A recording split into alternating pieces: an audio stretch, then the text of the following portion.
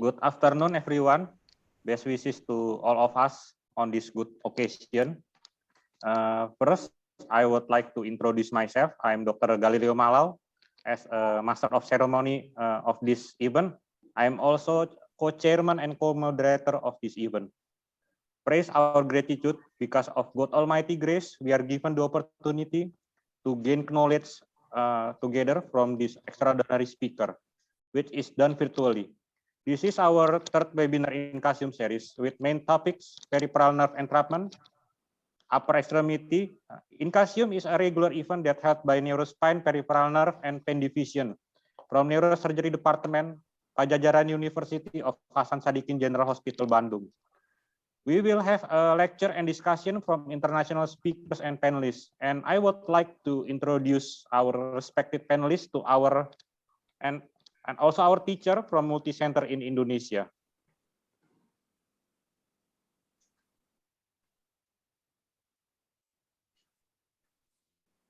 The first panelist is Dr. Ahmad Imron. He is Head Department of Neurosurgery from Hasan Sadikin General Hospital, Pajajaran University, Bandung, Indonesia.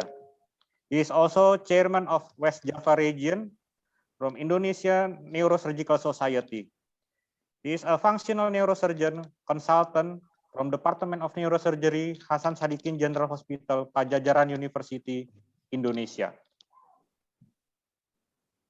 The second speaker is Dr. Uli Hanafi Dahlan. He is Head Division of Neurospine, Peripheral Nerve, and Pain from Neurosurgery Department, Hasan Sadikin General Hospital, Pajajaran University, Bandung. He is spine surgeon consultant from Department of Neurosurgery, Hasan Sadikin General Hospital, Pajajaran University, Indonesia. He is also executive board member of World Spinal Column Society. He is a member of Spine Committee from Indonesian Neurosurgical Society. The third panelist is Dr. Happy Kurnia Brotoarianto. He is a spine surgeon consultant from Department of Neurosurgery, Dr. Karyadi General Hospital, Diponegoro University, Semarang, Indonesia. He is also member of Spine Committee from Indonesian Neurosurgical Society. How do you do? The fourth panelist, Dr. Muhammad Faris, is a spine surgeon consultant from Department of Neurosurgery of Dr. Sutomo General Hospital, Erlangga University, Surabaya, Indonesia. He is also a member of Spine Committee from Indonesian Neurosurgical Society. And Dr. Sevline as the moderator, he is a neurosurgeon, staff of Neurospine and Peripheral Nerve Division and chairman of this event. She will introduce our speaker and guide the webinar. Please, Dr. Sevline, the time is yours now. Thank you, Dr. Galileo. Thank you to all participants, all my teacher. I would like to introduce our invited speakers based on the sequence of the schedule based on their talks. The first is Professor Mariano Socolovsky from Argentina. Professor Socolovsky currently chairs the Peripheral Nerve and Brachial Plexus Surgery Program at the Department of Neurosurgery, Hospital de Clínicas, Buenos Aires, Argentina. He and his team surgically treat more than 500 patients per year who suffer from peripheral nerve, brachial plexus, lumbosacral plexus, and facial nerve injuries. Currently, he is Chief Department of Neurosurgery, University of Buenos Aires, Argentina. He is Vice President, Argentine Society of Neurosurgery. He was past Chairman of Peripheral Nerve Surgery Committee in the World Federation of Neurosurgical Societies since 2013 to 2017. Dr. Socolovsky has authored 7 books, more than 40 books, chapters, and 35 publications indexed in PubMed. He is currently director of the Argentine Journal of Neurosurgery and editor and reviewer of many journals in peripheral nerve surgery. And we have Professor Lukas Rasulic as the second speaker. Professor Rasulic is a professor of neurosurgery with subspecialty in peripheral nerve surgery. He has over 3 decades of experience in peripheral nerve surgery at Belgrade, Serbia. He published more than 400 scientific publications.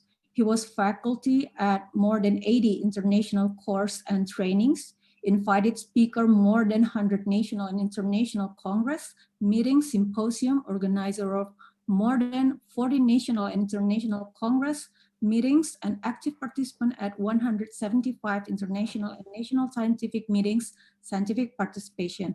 Currently, he is head department for peripheral nerve surgery in the Clinic for Neurosurgery, University Clinical Center of Serbia, Belgrade.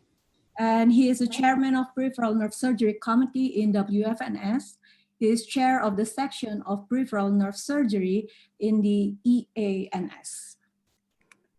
And we have the third speaker, Dr. Debora Garozzo.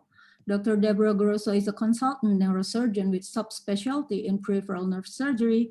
She is an Italian board certified consultant, but he is working in Dubai now, specializing in peripheral nerve surgery with over 20 years of international experience and training from Italy, Sweden, Germany, and China. Currently, she is the vice chairperson in Peripheral Nerve Committee in WFNS. She is vice president in the Emirate Societies of Neurological Surgeon, and she is actively practiced as peripheral nerve surgeon in Mediclinic Parkview Hospital in Dubai, United Arab Emirates. Her areas of excellence are microreconstructive nerve surgery, entrapment neuropathies in the upper and lower limbs, and she'll talk about the thoracic outlet syndrome today, and benign and malignant nerve tumors, especially in patients affected by neurofibromatosis. Actually, we are very lucky to have those three invited speakers with us because they are the main contributor to this book, The Manual of Peripheral Nerve Surgery from the Basics to Complex Procedures. If you are interested to learn about the peripheral nerve, I suggest you to have this book because this book is very complete, concise, and they give you the recent knowledge about the peripheral nerve from the basic until the approach, until the complications. So you can find it online. It is a very nice book. So we are very lucky to have them here with us to share their knowledge, and we will have the interactive discussion with them. So if you have a question, please raise your hand if you want me to unmute you, or you can write your questions on the chat below, and I will try to respond one by one. So our Incasium webinar series, this is the third series. This is the first, the second, and today is the third. And this is gonna be our fourth on next November 3rd week.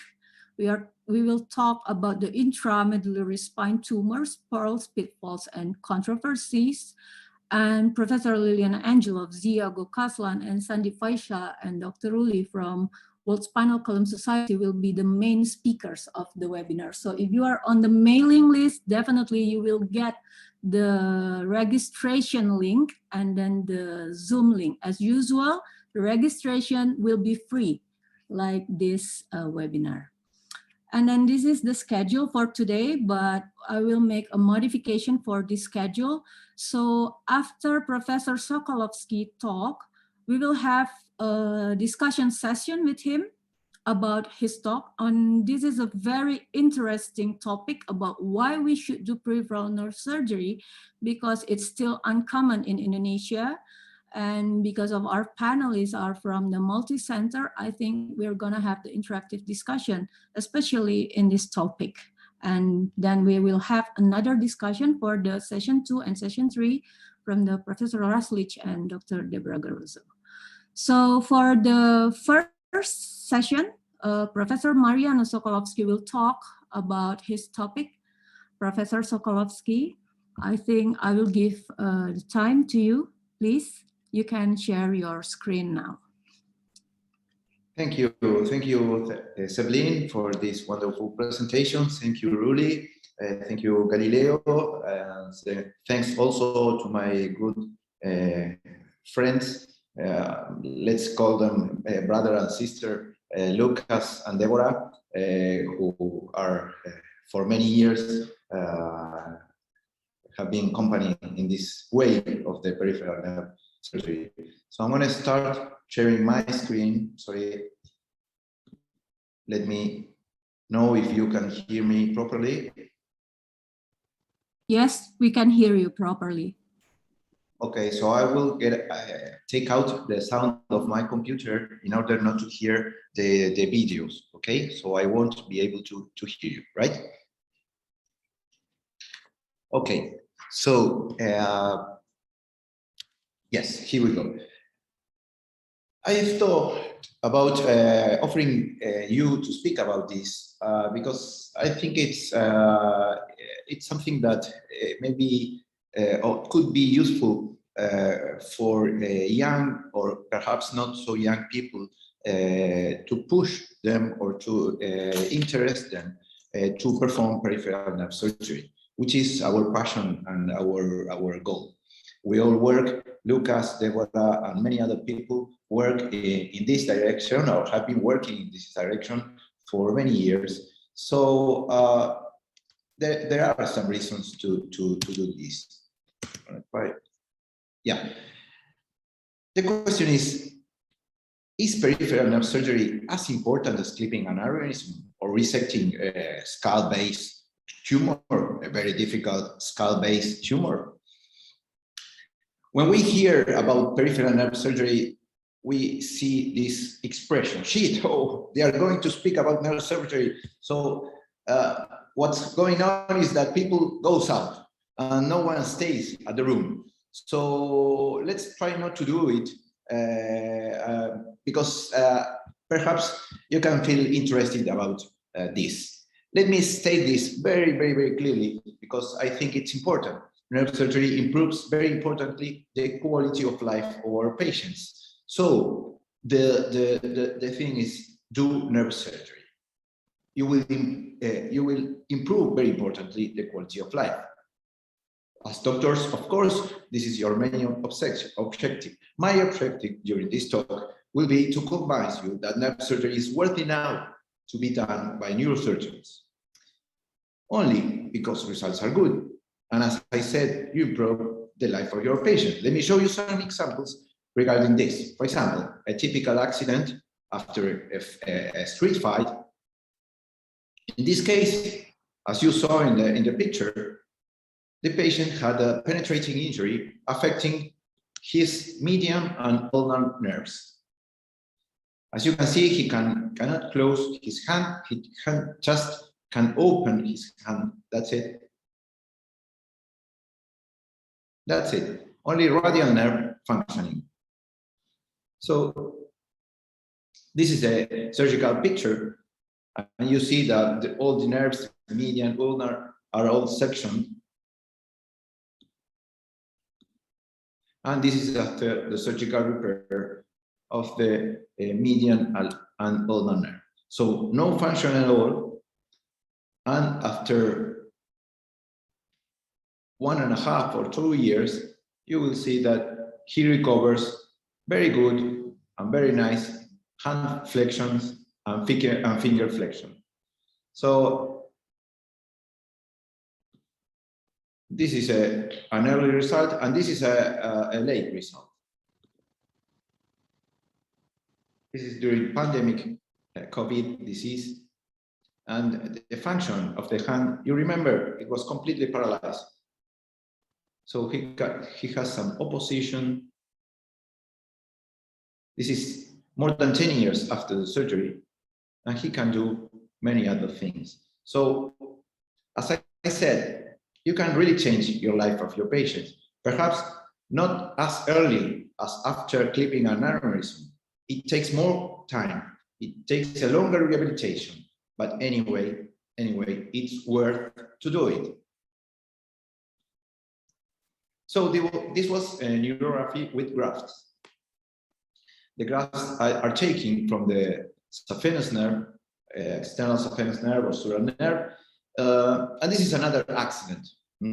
A dog beating a child who has a posterior core injury at the brachial plexus. This is the injury. You see, there's no radial nerve function, radial palsy, and also axillary palsy, axillary nerve palsy. This is the injury. He has a vascular associated injury. So here was the lesion, as you see in the posterior cord, in the brachial plexus. So no radial, no axillary nerve function, and we perform a reconstruction with grafts like the one you saw before. And this is a result, a typical result after the surgery and after a couple of years also, maybe less, 1 year, I think, a good result with complete recovery of the lost function. So, as I said, it is worth doing. Another picture showing a fall and a typical humeral fracture, humeral bone fracture with affection of the radial nerve.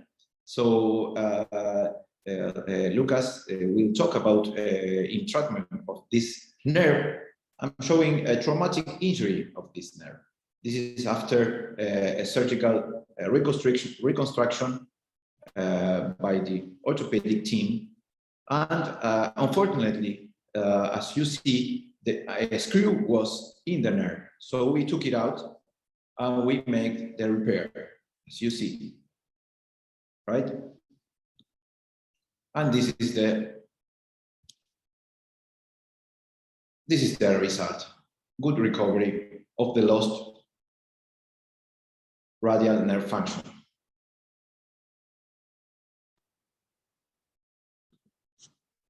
So this was a terminal nerve repair without grafts, right? So I will speak now about brachial plexus injuries, which are also very common after motorcycle injuries. This happens very often in South America, also in Asia. So we share this very often type of injury in both continents. Incomplete brachial plexus injuries, it is very difficult to reinnervate the hand. Why is that? Because you have an injury here, and you have to wait the hand growing all the way down till the hand. So this takes a lot of time, more than 1 year, perhaps 2 years. So at the normal growing velocity of the axonal, of the axonal part of the neuron, which is 1 millimeter per day. So when the neural input gets into the muscle, the muscle is gone, it's atrophied. So you can expect good results more proximally at the shoulder or at the elbow. So the typical C5, C6 upper type injury is like this: shoulder pulsing and no flexion of the elbow. You see, he can flex the elbow just with his knee, which is not very comfortable, you know. And the hand is working because C5, C7, C8, D1 is perfect. So this is the upper type injury. And after the trauma, you see that the same patient recovered very nicely. After the surgery, they recover very nicely.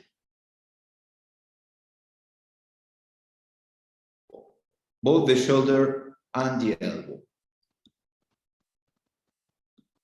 Lagi apa?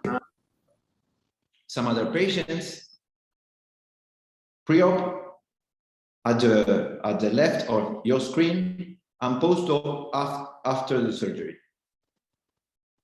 A very good recovery, pre-op and post-op after the surgical reconstruction. I won't go very technical because there's no need to do that in this talk. This is not the main objective, but of course, you can get trained in peripheral neurosurgery, but the first thing is to decide to get trained.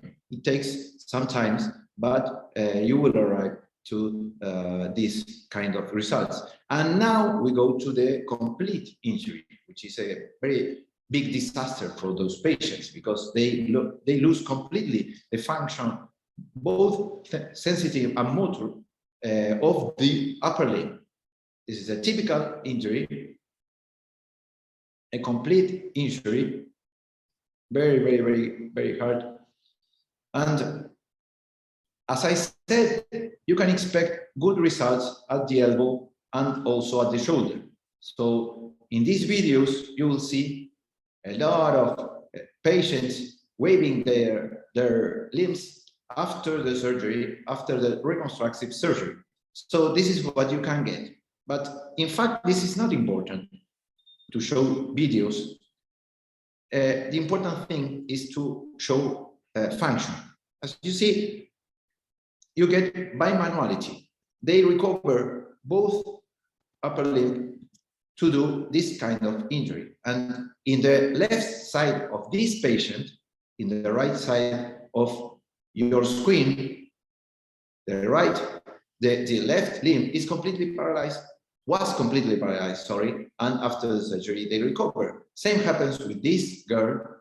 She was operated at 11 years old after a traumatic injury. And as I said, I can show you a video waving the limbs, but the important thing is what she can do. And she can do a lot of things. So this is what I'm trying to transmit. You can make patients recover very nicely the lost function. This is what peripheral nerve surgery can do for your patients. And I won't finish without speaking about facial nerve palsy. You know, there is a technique which is quite new. It was described in 1903, the same year that Henry Ford presented his Model A car, right? And this surgery has suffered many variations over the years, and now we perform partial hypoglossal to facial nerve anastomosis, and we can avoid tongue atrophy, so we can get this kind of results. On the left, pre-op, and on the right, post-op. So these patients recover facial symmetry, they recover their smile, they recover eye closure, they won't recover spontaneous movement, this is a limitation, and no big tongue atrophy, as you can see here. So this is a typical case, another also typical case of a left facial nerve palsy on your left pre-op, on your right post-op. After the surgery, you see she moves, she waves the tongue, and some eye closure is observed. But anyway, the people is very satisfied after this type of surgeries. So I'm finishing, but let me state some things. Of course, personally, I'm not specially skilled because many times talent is overrated. You see these presentations or many others, and you see, oh, I don't know if I can get these results. Any well-trained peripheral nerve surgery can produce these results. These are not very special results. These are the normal results after a nerve reconstruction. So don't feel ashamed of doing this. In any experienced peripheral nerve center, but by any well-trained peripheral nerve surgery. So why neurosurgeons? Because there are good orthopedic, hand, and plastic surgeons who perform peripheral nerve reconstruction. I think as neurosurgeons, we have some advantages, which are, we know from the beginning how to handle neurostasis. We born with a microscope in our hands, so we know microsurgery since the beginning. So if you know how to perform a vessel repair, well, to make a nerve repair is even easier. But you know, you need to have some basic knowledge, and it is not a knowledge that you will get after a 2 days course. This is important. You need some time to be trained by someone who knows peripheral nerve. We perfectly know as neurosurgeon how to make neurological physical examination. That's another pro that we have. So In conclusion, I'm finishing. Neurosurgery improves very importantly the quality of life of our patients, as you saw in the videos that I showed. So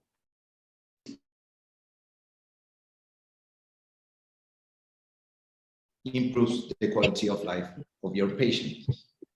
Do not forget that you are not alone and you should not be alone. You need a big team of people. You see here Gustavo, our hand and orthopedic surgeon, the chief of that department, Danilo, our physiotherapist also.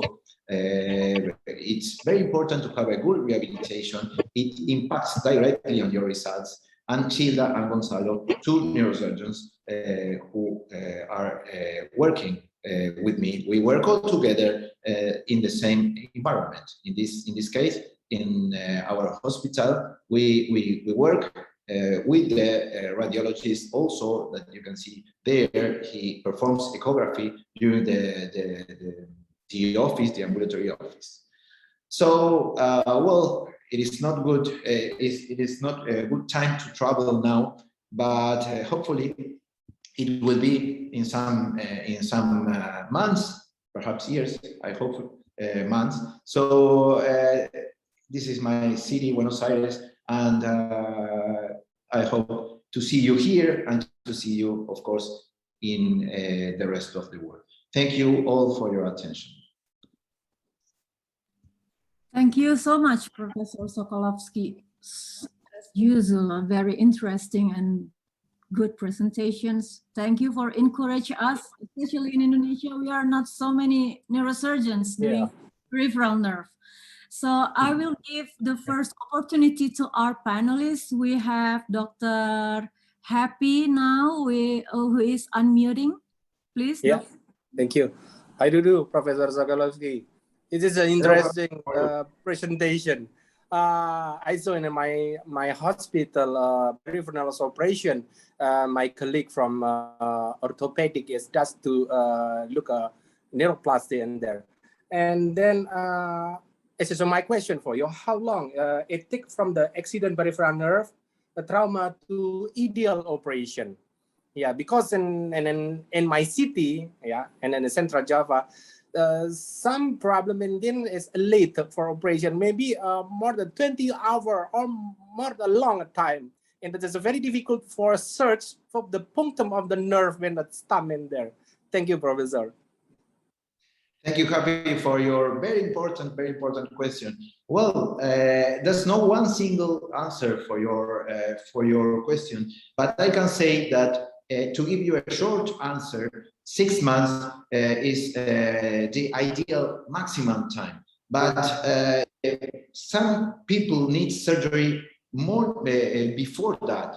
For example, the penetrating injury was operated 1 month after the injury, and the facial nerve can wait 12 months. So as I said, every patients are different, but what is important is that once you decide to perform peripheral nerve surgery and to be trained and to do it and to, well, you have to start to show these surgeries to everyone so that you will receive early referrals, and then you can decide. Yeah. Because if it's too late, as I show in the brachial plexus hand problem, and this is a biological problem. When you have a referral problem and the patient is referred too late, well, then you lose a very valuable time for the patient. Thank you. Thanks to you. To our other panelists, do you have any question and comment? Probably Dr. Ahmad Imron, Dr. Ruli, or Dr. Muhammad Faris? Sure, Dr. Ahmad Imron, please. Dr. Ahmad Imron is our head of department, Professor Socolovsky. Hello, Professor Mariano. Thank you for your nice presentation. As Dr. Sevline said that in Indonesia, peripheral nerve cases is not so many for me as a neurosurgeon. So for beginners, what is diagnostic tool and instrumentation tool should be provided to start peripheral nerve surgery, Prof. Mariano? Yes, thank you, and congratulations for the organization of this kind of meetings. And well, I think that the main tool that you need for peripheral nerve surgery for diagnosis, speaking about diagnosis, are very cheap. Are very, very, very cheap, which are your eyes and your hands. So if with physical examination, you can get a lot of information. Of course, EMG and especially MRI and especially neurography by MRI are also very important to decide in complex cases. But for example, in the penetrating injury, in the trauma, not so important in the tumor and in the peripheral compressions. But anyway, with the physical examination, you can get a lot of information regarding the diagnosis, regarding the treatment.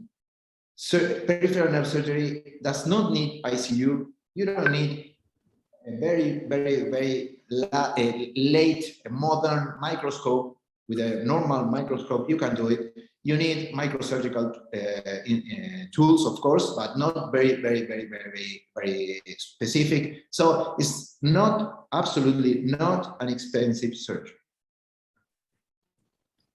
Okay, thank you very much, Prof. Mariano. Nice to meet you. Thank you. Same for me. If I can continue Dr. Imron question, Professor Mariano, when you start this surgery in your country at the first place, was it so many neurosurgeons doing that, or it was still rare at that time? No, at that time, in fact, there was only one neurosurgeon, only one doing peripheral nerve surgery, which was Dr. Hector Chocoli. He passed away some months ago, and so we at the beginning I had the same problem that I'm showing now. So we get a lot of late referrals, patients that have lost their opportunity. So you start building your peripheral nerve passion, and then you start building a team. Then the patients are referred, and now what happens is that most of the patients are referred very early. So this is what you have to build. It's a 10 years construction. It's not a very short construction, but I can assure that the results of these constructions, not only in your patients, also in your medical community, are very, very, very hard and very strong. So and very good and very positive. So Lukas and Debora have also go through the same way. So they know they can give us also some clues about this. But I had the same problem that you might face now if you say that there are not so many people doing peripheral nerve surgery in Indonesia. It's just a thing to decide to do it and then start and then not stopping doing that. Did you have the problem about pre-diagnosis difficulties, or you just case, or you have the problem with that period that it's difficult to diagnose the case before the surgery to find a case? Did you experience? Yes, of course. And yesterday, I'm speaking of yesterday, I've operated a gunshot wound at the leg, at the thigh, in fact, of a patient. So I operated on him, and I didn't know what I was going to find. And so this kind of situation often happens in peripheral nerve surgery. So perhaps you know it's a penetrating injury, it's a cancer injury, there's complete loss of function of the sciatic nerve, and you never know. You can suppose what you're going to find, but you never actually know. So it's an exploration surgery, and then you perform the reconstruction. So these kind of interrogations occurs all the time. Thank you, Professor. If Professor Lukas Rasulic and Dr. Debora want to give any comment or any question? Yeah, I have a question maybe, Professor. Please. Yeah, it's a very interesting presentation, and what you did, it's remarkable, Professor. Yeah, and I'm very, it's interesting for the video that they were doing peripheral and everybody goes, but I think in the future they will say it the same. It's they're doing peripheral and everybody comes in. Yes. It's our job to make the same statement, but everybody will come into the conference room.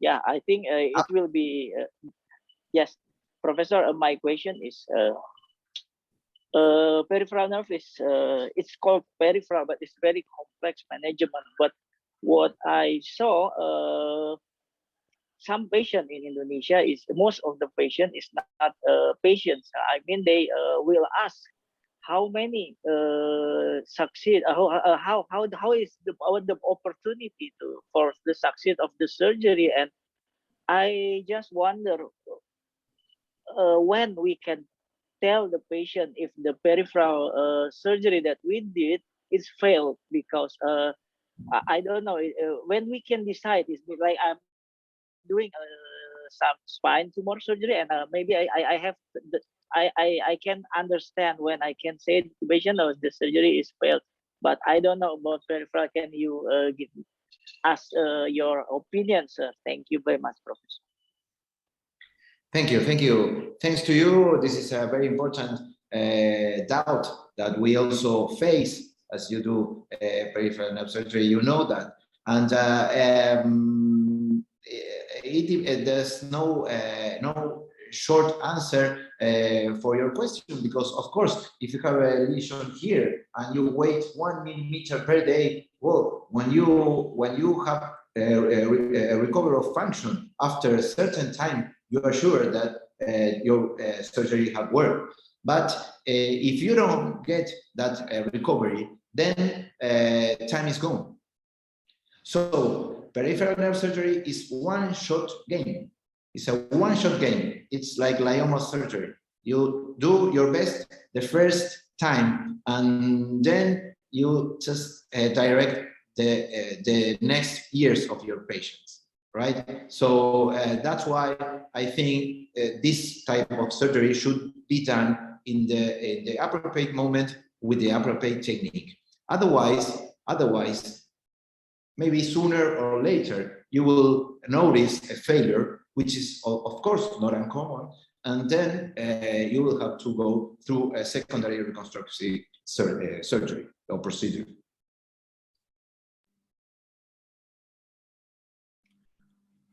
Dr. Ruli, thank you, Professor. Yeah. Thanks to you. Pleasure. Professor Mariano, we have questions from the participant. The first one from Ande Mangkuluhur. He wants to ask, what will be our attention about axon growth in surgery? Are medication needed to improve axon growth at post-op? Oh, very good question.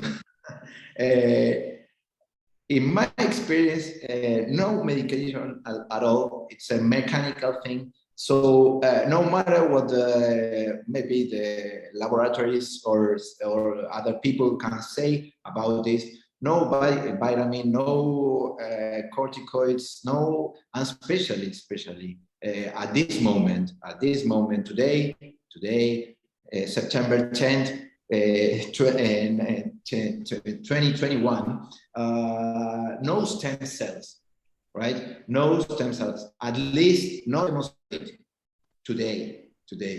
Maybe we can change in the future, but stem cells are still on the way of its current use. So because this is a very difficult problem that we can face because of the commercial, eventual commercial use of this kind of stem cells, we should be very careful about this. In my experience, and also in the literature, there's no clear demonstration of the usefulness of these therapies, at least a very strong demonstration.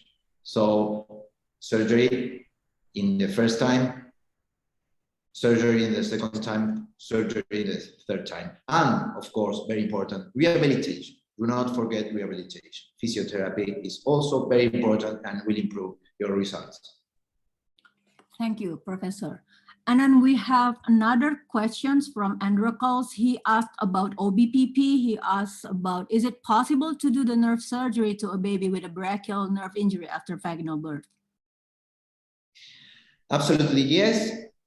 Short answer, absolutely yes. They need surgery. You have to be very careful to select your patients because many patients, 70 or 80% of the babies recover spontaneously very nicely. So you have to be very careful. There are special signs when you cannot expect a spontaneous recovery, and then you indicate surgery. And the results are wonderful. I didn't show, I'm sorry for that, I didn't show babies, but the results are wonderful because the distances are shorter and the capacity of axonal growth is much higher. They have even 3 millimeters of axonal growing speed in comparison with an adult who has 1 millimeter per day of axonal speed. So the results are also wonderful, and sometimes maybe 20–30% of the cases, they need surgery. In general, if it's about OBPP, when is the optimum, for average, the optimum age for the babies to undergo the surgery?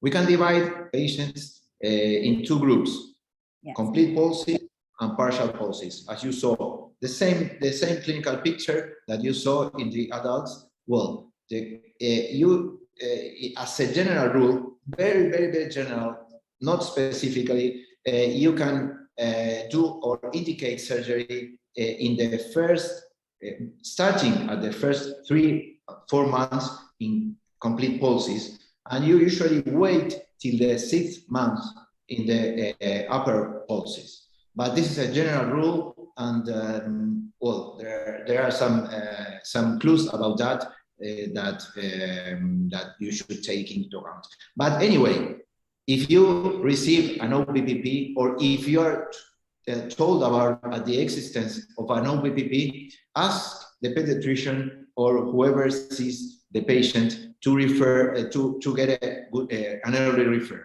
Then you have an early referral. Then you have the possibility to decide the optimal surgical time. Thank you so much, Professor. I hope your answer will give us clear about this OBPP, because it's still rare, but I believe the case is there. Okay, so to all our panelists, is there any question for the first session? Or maybe Professor Lukas Rasulic or Dr. Debora Garozzo have any comment or questions? I would like to congratulate Mariano for this excellent presentation. This is a keep on rolling activities in continuous education regarding raising awareness about the importance of peripheral neurosurgery worldwide. And this is something what we are continuing to do even in this occasion.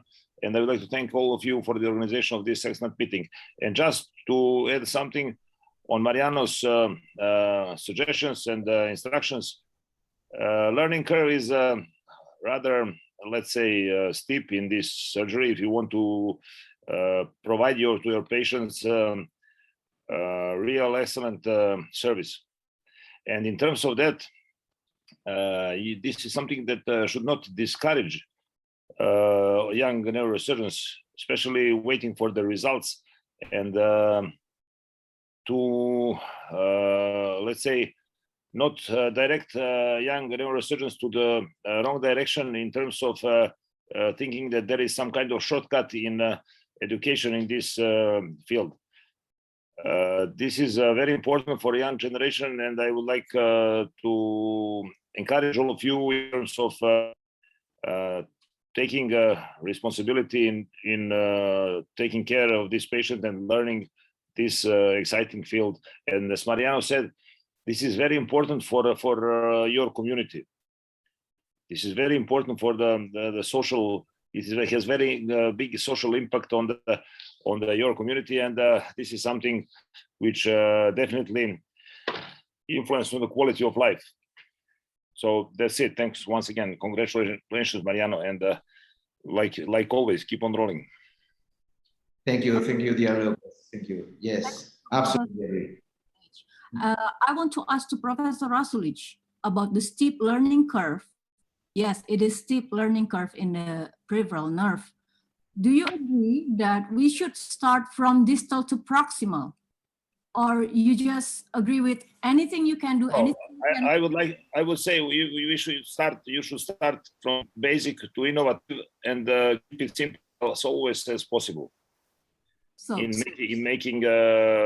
providing the service to the patient, but from basic, which means if you understand the complete anatomy, but not only topographic anatomy, but intraneural topographic anatomy and systematization of the brachial plexus, and you, let's say, understand and are able to let's say, approach to the nerve, to manage the surgical approaches to the nerve, then there is another level, which means you have to learn about intraneural physiology, about monitoring, about making a decision-making process in terms of what kind of surgical strategy you will perform in brachial plexus reconstruction, or in repairing, for example, complex lesion in continuity on peripheral nerves, etc., etc. Which means if would you perform a split repair, or would you perform complete reconstruction of the nerve in some kind of how and when you should do it, and etc., etc. That is means, and then after that there is another level, which means new tools, new possibilities, robotics, endoscopic, artificial intelligence, etc., etc. And beside of that, still the question is the aneurysmal surgery or brain tumor surgery, spine surgery more important than peripheral nerve surgery? It's not. Question is, answer is very simple. It's very equal importance for the patient. Although some of those might be life-endangering, but in peripheral nerve surgery, there is no, let's say, clear life danger procedures and life danger, but they are very, let's say, connected with severe complications if you do not understand how to solve these problems, especially when you have associated injuries, when you need the multidisciplinary approach together with vascular surgeon or orthopedic surgeon or plastic surgeon, etc., etc. Thank you, Professor Rasulic. Dr. Debora, I see you. Yeah, Dr. Debora want to give a comment, Dr. Sophia. Yes. Yeah, I wanted to give a few comments because we are talking about why we should do peripheral nerve surgery. So first of all, one of the remarks I often hear is that peripheral nerve pathology is not as common as other neurosurgical pathologies. And I would like to say this is actually not true. I mean, when we go to neurosurgical meetings, we hear a lot talking about acoustic neuromas or skull-based tumors, generally speaking. But I mean, these are not frequent pathologies in the general population, right? I mean, an ulnar nerve entrapment at the elbow, especially nowadays, or a thoracic outlet syndrome are definitely much more statistically encountered in the neurosurgical practice than an acoustic neuroma. So statistically, there is a reason why we should also consider this pathology. And I can tell you something else. the present data in the literature are very likely to be underestimated, because when you do not the pathology, you do not recognize it, and then you cannot actually statistically evaluate it. So this is the first reason. Then Mariano said something which is really very important. Why should neurosurgeons do peripheral nerve surgery? Because we still debate whether it should be left in the hands of the plastic surgeons, the orthopedic surgeons, or whatever. Now, the same word says why neurosurgeons should do that. Peripheral nerve surgery. It's something which is related to the nervous system, and the only surgeons that really have a knowledge, a background of neurology are just neurosurgeons. I'm sorry to highlight that once more, but I had a lot of patients that were misdiagnosed by orthopedic or plastic or hand surgeons simply because these physicians, with all the due respect, they lack neurological medical background and they were not able to differentiate the pathology. So I had a lot of patients that were misdiagnosed and treated for a carpal tunnel when in reality they had, you know, other kind of pathology. So this is another thing. And then the third misconception I want to speak about is that the fact that very often some people believe that peripheral nerve surgery is a luxury surgery, something that you should perform just in countries like the European countries, high-income countries, right? Because, I mean, after all, we are just doing a surgery that is to improve the quality of life. Now, I would like to remind you that if you live in a society, in a country with low or middle income, and your family is already remarkably burdened by financial difficulties. In a family like that, to have somebody that is not able to do a manual work and has to be supported by the family becomes an additional burden. I always remember a case that I operated in Pakistan. And this was a young lady that touched base with me indirectly. I mean, I'm working in Dubai, and the lady lives in a village somewhere in the surroundings of Peshawar. And among the reasons why they told me that they really wanted to go for the surgery is that nobody would have considered to marry this girl because she had a problem related to the brachial plexus injury. So in that kind of society, which is very patriarchal and very traditional, and where women are not allowed to work and gain their own support, if you don't find anybody to marry you, and if your family is a poor family, this is a big problem. So let's not consider that third, or if you have a child with an obstetrical brachial plexus palsy that presents a functional impairment of the upper limb in Africa or in Southeast Asia, this is a big problem. So we have three reasons. The pathology is not so statistically uncommon as many things. You just have to be able to recognize it. Neurosurgeons are the ones that present the neurological knowledge that enables them really to understand what they are dealing with. And this is a surgery that improves your quality of life, but in certain situations provides you the possibility to have a quality of life. Thank you so much, Dr. Debora Garozzo. Very nice explanation and encouragement for us. So I think if we don't have any questions for the first session of Professor Mariano, I think we thank you, Professor Mariano, for encouraging us for the nice presentation. We hope we can invite you here for the workshop in real life after the pandemic ends. And thank you. So, Professor, if you have running errands, you can leave the meeting anytime. Thank you. Thank you very much for your kind attention. Bye, Mariano. Debora, as always, you put the finger in the right place. Thank you for your comment. Bye-bye. Okay, I think we will move. Thank you, Prof. Mariano. Thank you, Professor. I think we will move to the second topic about the radial and ulnar nerve entrapment.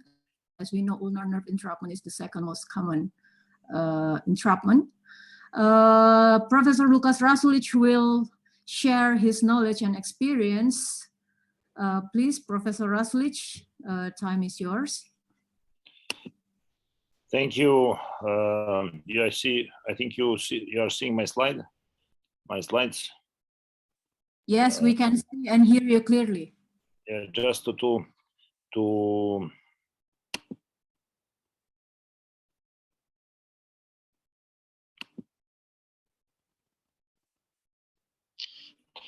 now, okay. Once again, congratulations for excellent organization, and my respect to all of you in terms of having enthusiasm for raising an interest in peripheral neurosurgery. And thank you for giving me opportunity to speak about something, the topic within the peripheral neurosurgery, which is widely known as entrapments, especially entrapments on the radial and ulnar nerve. Radial nerve entrapment is an uncommon diagnosis, and this is because of that prone to be under-recognized. Ulnar nerve entrapments are more frequent, and you can, let's say, more easily recognize this. So compression and entrapment can occur at any location during the course of the nerve, and most frequent location of the entrapment in radial nerve occurs in the proximal forearm, but this most common location is typically in proximity to the supinator and often will involve the posterior interosseous nerve branch. As you know, radial nerve arises from C5 to C8 and provides a motor function to the extensors of the forearm and the wrist and fingers and thumb. And the objectives of this study will be to identify the etiology of the radial nerve entrapment and to review the clinical presentation of the patients with this, to outline the treatment and management options available for the radial nerve entrapment, and describe interprofessional team strategies for improving care and outcome within the patients who suffer from radial nerve entrapment syndromes. Same is for the ulnar nerve. So once again, I emphasize that this is radial nerve entrapments are not so frequent, and distance is quite low, but generally speaking, they are existing, and you have to first of all to realize, to make a diagnosis. Professor, I do apologize, but the screen was freezing before, but now it's coming. Screen is not freezing. Screen is not freezing. It was freezing and it's not moving the screen, but now it's The screen is not moving because I was talking from without slides. Okay. Okay. But now I'm moving the slides, and okay, Professor. This is something what is our motto. Let's say our dear friend Eric Zager said this many times in our meetings, and this is.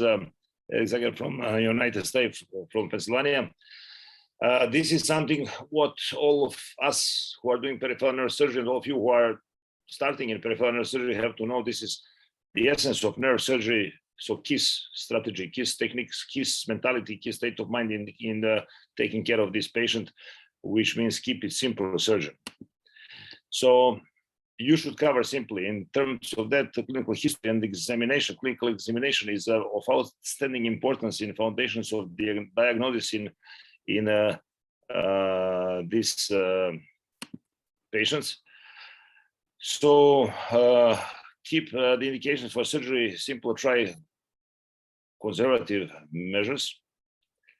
So make the surgery simple and avoid complications. And neurosurgery can be done, as Mariano mentioned in his previous talk about a few minutes ago, that neurosurgery can be done with a simple basic instruments. And if you have a complication, you have to accept it and deal it with the complications. So we are starting with radial nerve entrapments, starting from the anatomy. As I mentioned a few minutes before, anatomy is of outstanding importance, and you have to be aware of the fact that most common places where you have a compartment, when you have a compartment syndrome or entrapment syndrome of the radial nerve, is in the radial tunnel, and this is a properly somewhat not so well defined, but it is usually considered that the area where the radial nerve exists between the brachioradial and the brachial muscle to where it drives below to proximal edge of the supinator muscle, so-called Froxia arcade and distal edge of the supinator nerve. Then compression is due to the deep branch of the radial nerve can be compressed by 5 structures within the radial tunnel.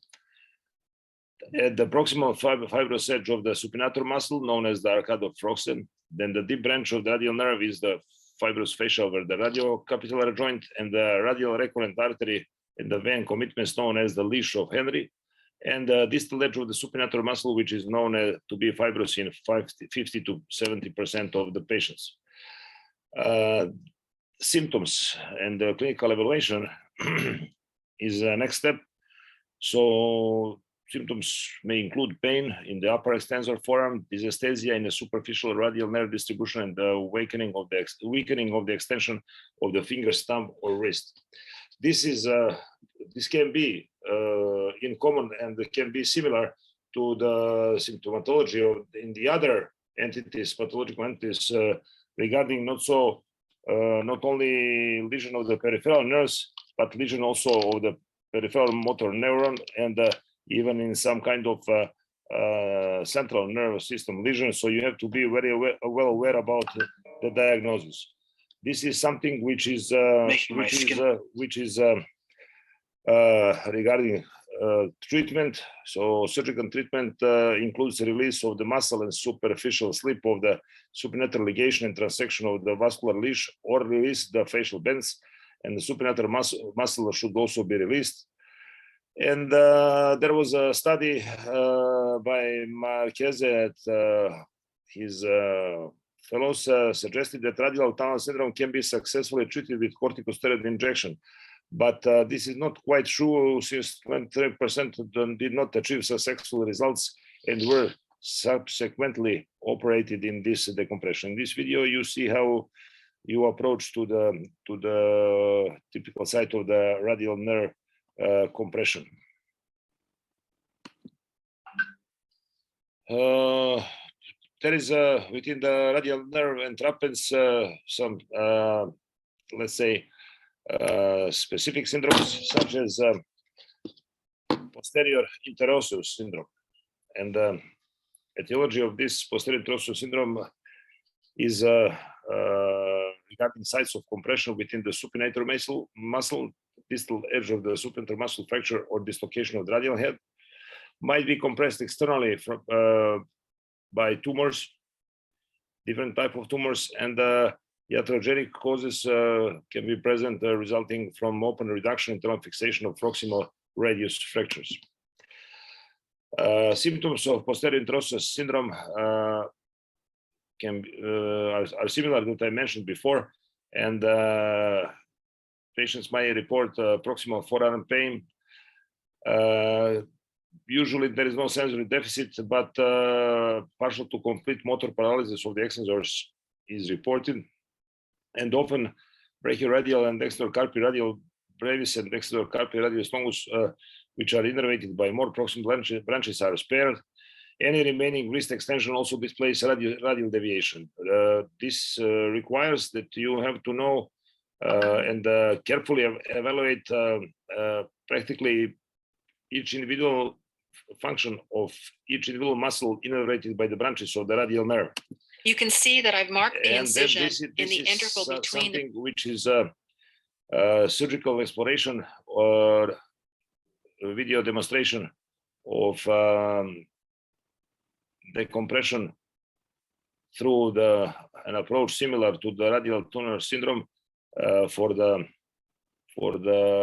treatment of the posterior interosseous syndrome.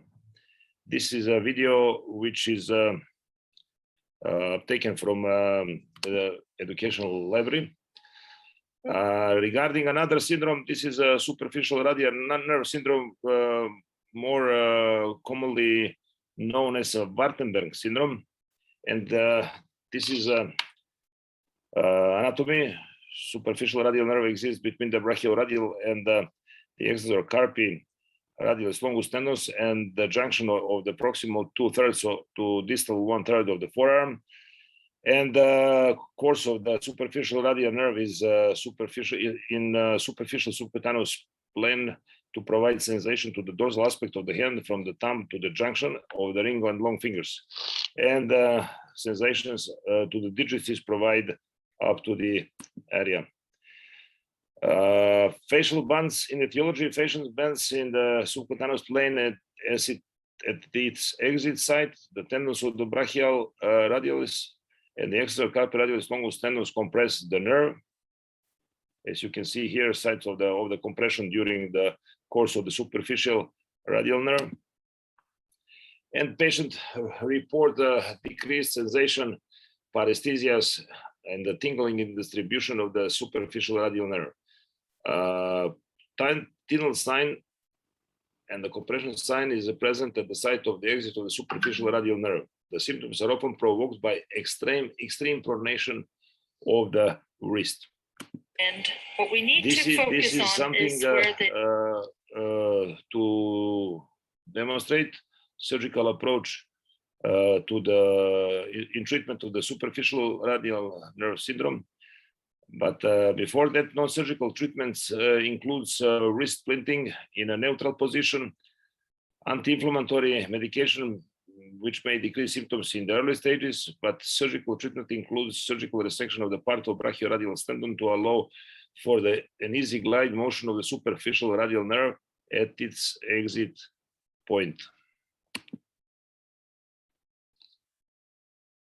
This is regarding radial nerve entrapment. Generally speaking, I will say something about this in closing remarks, but generally speaking, all surgical treatments is, let's say, based on clear indication for surgical treatment, and then decompression of the and the liberation of the nerve in terms of removing the causes of the compression or causes of the entrapment syndrome of the radial nerve during its course. So ulnar nerve is another story. Ulnar nerve is entrapment syndromes are second most common entrapment syndrome in upper arm, and practically speaking, incidence is not so low. Generally speaking, it's let's say maybe second entrapment syndrome after carpal tunnel syndrome. In generally speaking, in regarding all entrapment syndromes, and typical sites of compression are two main sites at the elbow and then the wrist.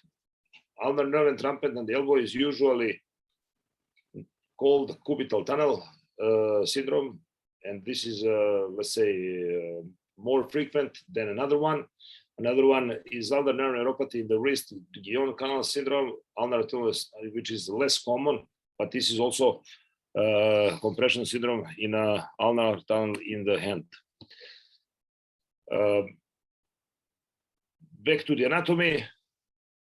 This is also very important to know that in ulnar tunnel syndrome, so-called Guillain canal, this is the triangular canal on the base of the ulnar side of the palm, and it is bordered laterally by the hook of the ossis hamatis and the transverse carpal ligament. The medial wall is formed by the pisiform os bone and the attachment of the pisiform ligament. Both the ulnar nerve and artery traverse the canal to enter to the hand, and the dorsal cutaneous branch of the ulnar nerve branches before the nerve enters the Guillain canal. This is important because you have to carefully dissect the nerve in treatment of this patient, but I will speak about this a few minutes later. In etiology, causative factors include repeated blunt trauma from power tools and gripping and hammering with the palm of the hand. The fractures of the hook of the helmet can impinge on the nerve. Other etiologies can be tumors such as ganglia or lipomas, anomalous muscle bellies, hypertrophy of the palmaris brevis, even thrombosis or aneurysm of the ulnar artery may compress the nerve. I operated one case which was, let's say, looked like that it was a tumor of the ulnar nerve in the Guion canal, but generally speaking, it appears that it was an aneurysm of the ulnar artery compressing the ulnar nerve externally. Symptoms and signs very similar, like in cubital tunnel syndrome: numbness and tinglings, paresthesias and pain, and in an ulnar distribution of the palm and the 1.5 digits of the ulnar aspects, which means digit number 4 and the 5, half of the digit number 4 and digit number 5. Cold intolerance in the ring and small fingers, normal sensation in the dorsal sensory cutaneous branch of the ulnar nerve, and a positive tinel or Fallen sign. In ulnar nerve entrapment syndromes, you have a more frequently situation that you have a double crash syndromes or multiple crash syndromes, which also can should be diagnosed properly and make a clear indication for a clear site of the compression. This is another video, which is showing you how you approach to the Guion canal in treatment of ulnar tunnel syndrome. Before of the surgical treatment, you should try with non-surgical treatment options, which are rest and avoidance of provocative activities. Immobilization with a splint and corticosteroid injections might be also effective, but surgical decompression of the Guion canal through the carpal tunnel or through the zigzag crease traversing incision is most powerful solution for diminishing the symptoms of this lesion. And what is important in this surgery, you have to dissect carefully ulnar nerve from ulnar artery and vein. It will not be, results will not be so good if you have this kind of vascular lesion. And on the other hand, you have to be very careful in when you make a resection of the ligament. You have to go deep in the palm and to dissect the ulnar nerve, to deliberate ulnar nerve completely, including his deep motor branch. This is anatomy of the ulnar nerve at the elbow. And as you all know, as neurosurgeons, this is the most frequent surgical procedure which residents are obliged to learn during his residency program, to decompress the ulnar nerve in the elbow. It might look that it is a simple procedure, and this is let's say easy to do surgery. You have to be very careful about this and make a very careful dissection after you, of course, understand the anatomy and understand the importance of preserving all branches of the ulnar nerve in the elbow when you dissect the ulnar nerve in terms of preparation for the deliberation of the ulnar nerve in a cubital syndrome.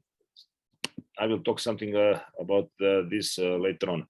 So what is wrong here in this photo? This is, let's say, position of the surgical skin incision, which in some circumstances, when you put the skin incision directly above the bone, above the epicondyle, this might be reflect to lead you to the wrong direction and make a, let's say, difficult preparation or go to the wrong plane.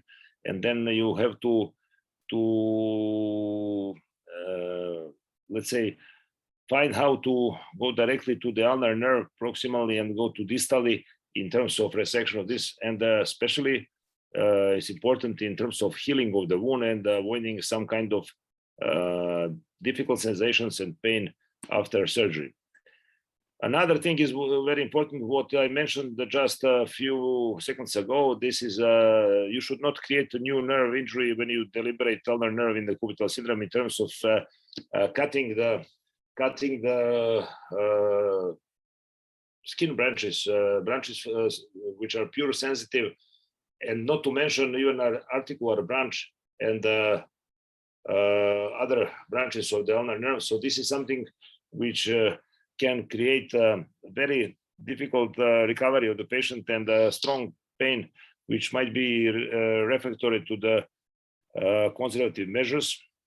And I suggest careful preparation and dissection of the ulnar nerve. So in cubital tunnel syndrome anatomy, ulnar nerve passes beneath the fascia, joining to the two heads of the flexor carpi ulnaris and lies on the superficial surface of the FDP, and the ulnar nerve runs just adjacent to the medial head of the triceps proximally into the groove behind the medial epicondyle of the humerus. Usually, when you have a little experience, you can very easily find the ulnar nerve proximally and dissect it distally. But as I mentioned, you have to be very careful. Sites of the compression include Stratter's arcade, Anconus epitrochlearis compression, intermuscular septum compression, Osborne band compression, and aponeurosis of the flexor carpi ulnaris. So you have 5 sites of compression. This means when you explore the ulnar nerve in the cubital tunnel syndrome, you have to plan your surgical incision to be not to be sufficient, not to be a small one, and to be properly located. And then you have, when you identify the ulnar nerve, you go approximately up to the arcade of Stratter's, and then you go distally to the fascia of the flexor carpi ulnaris. This is very important. You have here a branch for the flexor carpi ulnaris who you have to preserve and to have to identify it. When you identify the branch for the flexor carpi ulnaris and you resect the fascia, you practically completely deliberate the ulnar nerve. Symptoms might be pain in the forearm, which radiates in the distribution of the ulnar nerve, numbness, tingling in the digit number 5 and half of the digit number 4 of the ulnar aspect, wasting or weakness of intrinsic hand muscles, positive compression test results at the elbow, recurrent subluxation of the nerve over the epicondyle, and the reproduction of the symptoms with elbow flexion with or without wrist extension. So these are also the clinical testing of the might be you can see the medial epicondyles before and the olecranon. This is something which is how it looks like. So when you have a cubital tunnel syndrome, when you have a mild cubital tunnel syndrome, conservative treatment might you might apply conservative treatment for 2 and 3 up to 2 to 3 months. And if you have moderate or severe cubital tunnel syndrome, you indicate surgery. And non-surgical measures include 9-time pillow splints to keep the elbow extended, rest and anti-inflammatory medications. But surgical methods are focused on releasing the nerve along the course of the sites of the compression, preventing subluxation over the medial epicondyle, and preventing traction or tension of the nerve with elbow motion. So you see completely deliberate ulnar nerve here, and with the preserved branches. So you have on your disposal options to make a simple decompression or to make a transposition of the ulnar nerve. And these are the at least 3 randomized controlled trials which show statistical significance and statistical deviation matches results with transposition with fewer complications. As you can see, they are all from neurosurgery in previous period. But generally speaking, actually, you in a majority of cases, simple decompression and deliberation in situ is enough for the nice recovery. but transposition should be reserved, and for the clear indication, which are failed decompression or subcutaneous transposition, then spontaneous nerve subluxation or dislocation, and trauma in trauma cases with elbow deformity. And surgical treatment consider local procedures, in situ decompression, as I said, medial epicondyle removal, and combined treatment. Anterior transposition of the ulnar nerve can be subcutaneous, subfacial, and submuscular. You have possibility also to perform deliberation of the ulnar nerve using endoscopic armamentarium, but there is no evidence to favor any of these procedures in current literature. Endoscopy is not using if there are structural changes of the elbow. Generally speaking, for endoscopy, when you use endoscopy in terms of deliberation of the ulnar nerve in the cubital tunnel, you can expect that you have a less postoperative pain after endoscopy, and you have a less chance to have infections of the wound, and there is generally speaking no significant difference in clinical outcome. But you have another arguments for not using endoscopy in general. In my department, we are not using endoscopy, but we are not against endoscopy. But generally speaking, this is lots of argument pro and contra for endoscopical treatment of the peripheral nerves. Although it's very actual and very modern, it's developing. You, when you perform anterior transposition, submuscular is more convenient, especially for the active athletes and patients with poor subcutaneous fat tissue, and particularly for reoperations. Muscle atrophy and severe sensory deficits are partially recovered in both cases. So in closing remarks, compression neuropathy of the radial nerve is considered more rare than other compression neuropathies of the upper extremity. Ulnar nerve neuropathy at the elbow is the second most common entrapment neuropathy, and the first most common is the entrapment neuropathy of the median nerve at the wrist. Ulnar nerve neuropathy less commonly occurs at the Gion's canal in the wrist, and surgical treatment is a good option, although painkillers, steroids, injections, and physical therapy should not be underestimated. Things not to do in these cases are internal neurolysis, some kind of routine rotational fat grafts, in terms of make a deliberation of the wider, to widen the space when nerves are positioned. And of course, you should avoid the weekend endoscopic course and let's say a short learning curve if you decide to introduce endoscopy in the treatment of peripheral nerve lesions, like it is already introduced in more than several centers in the world. And as I mentioned, for carpal tunnel and for ulnar nerve entrapment endoscopical treatment, even for tarsal tunnel endoscopical treatment in terms of deliberation is, let's say, now today quite efficient. And when you have a trained surgeon, you can also expect good results. But for example, for radial nerve entrapments, endoscopical treatment are not so let's say frequent. But generally speaking, this kind might be in future developed. So keep calm and raise awareness and love brachial plexus surgery and peripheral nerve surgery. As we mentioned, I would like cordially to invite you to our 7th annual meeting of Serbian Neurosurgical Society with international participation, pure online event on November 24 to 25 this year. There will be also a session, very strong session regarding peripheral nerve surgery, but generally this is a 2-day meeting with covering all neurosurgery. And finally, next year, we are expecting all of you in Belgrade for the European Congress of Neurosurgery.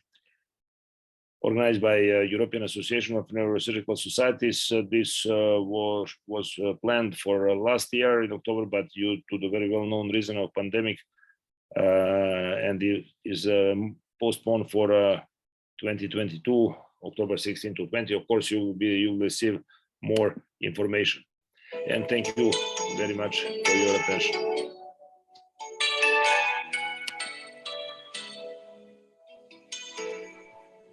Thank you so much, Professor Lukas, for the presentation. Because the radial nerve entrapment is quite rare, so your knowledge and expertise really need. We will continue to the third topic, and then after that we will have the discussion about the radial and ulnar nerve entrapment, and then the thoracic outlet syndrome. So for the third topic is Dr. Debora Garozzo with the thoracic outlet syndrome. Dr. Debora, the time is yours. You can share your screen now.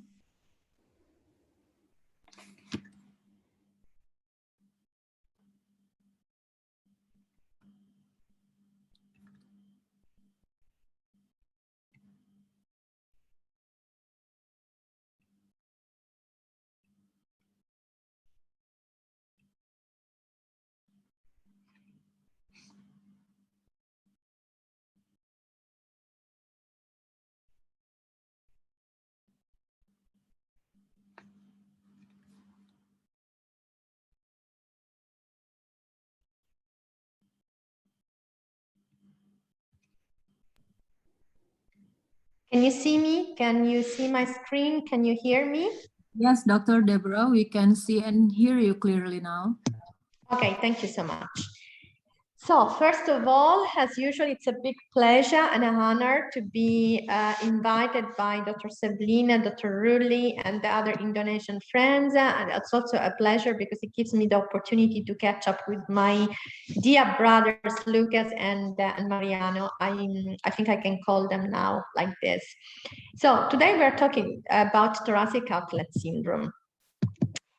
Thoracic outlet syndrome. What happened here?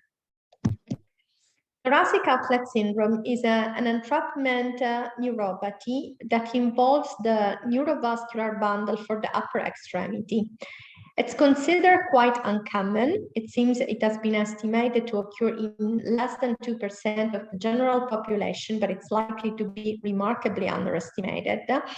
It mainly affects ladies, and 80% of cases are between the third and the fifth decades. Now, before we start talking about the clinical presentation, I think we should start to focus on the etiopathogenesis. And we are basically going to analyze three groups of factors that are related to the onset of the symptoms in thoracic outlet syndrome. So, first of all, let's focus on the anatomy. The thoracic outlet region is the part of the body that is between the cervical spine and the pectoralis minor inferior border. And it's characterized by the presence of three narrow passageways, which are the interscalenic triangle, the costoclavicular space, and the interpectoralis space. Now, these are already narrow passageways that are crossed by the neurovascular bundle, and we can easily infer that if in addition to this you also have an anatomical anomaly, it might contribute to the onset of a compression on the structures. So, which are the anatomical anomalies that we might find? The first one we are going to talk about are the bone anomalies. These have been usually reported as less than 0.5% in the general population, are detected mostly as incidental finding. We have familiar forms, they are frequently bilateral and most presently encountered on the left side. Gruber classified 4 different kinds of bone anomalies. We have type 1, which is a large hypertrophic transverse process of C7.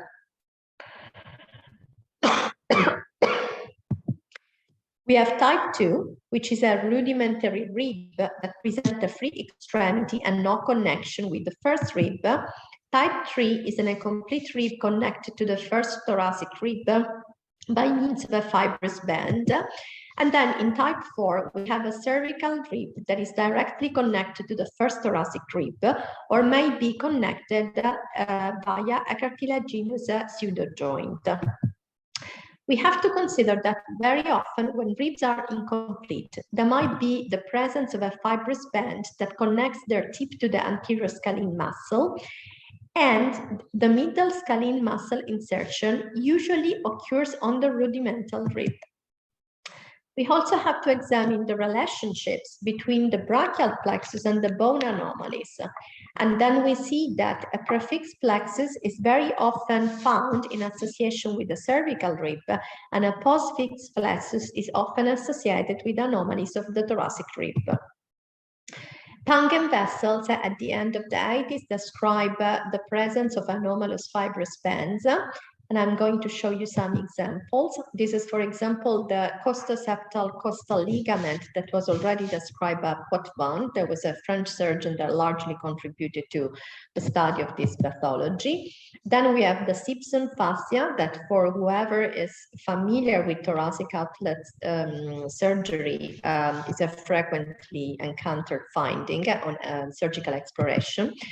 And now we have also to talk about the muscle anomalies. And I'm showing you again a few examples. This is, for instance, is a picture. This is not one of my pictures. This is by Dr. Pierluigi Raimondi. But it's a very interesting picture because you see the C8 root is trapped in a layer of muscle. This is an anomaly of the anterior scalene, and this is the presence of an accessory scalene muscle. Now, something I want to attract your attention on is the fact that apparently the middle scalene muscle has often been quoted in the literature to be responsible of compression on the neurovascular bundle, and I'm trying to explain you why.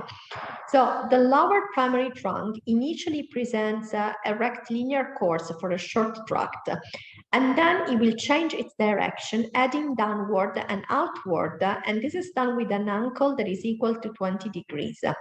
It's at this level that we find the insertion of the middle scalene on the first rib.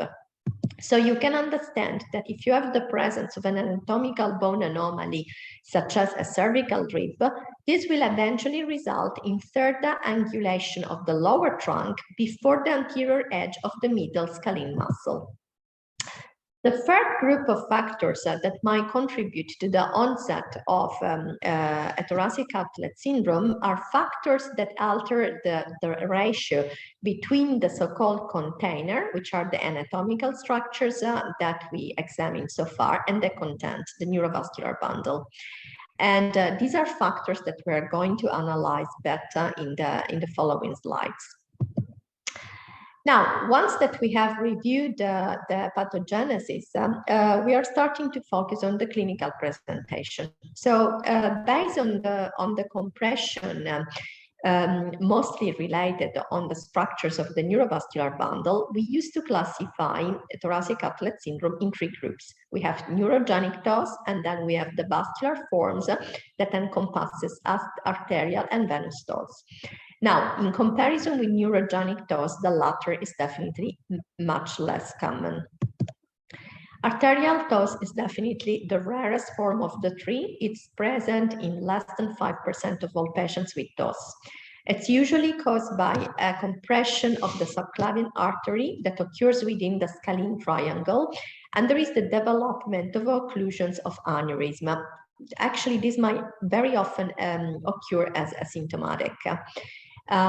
This compression is usually related to a congenital cervical rib or another bone anomaly like the ones that we discussed before. So I mentioned that occlusions might be very often asymptomatic, but they might be revealed by a significant blood pressure differential between the two upper extremities.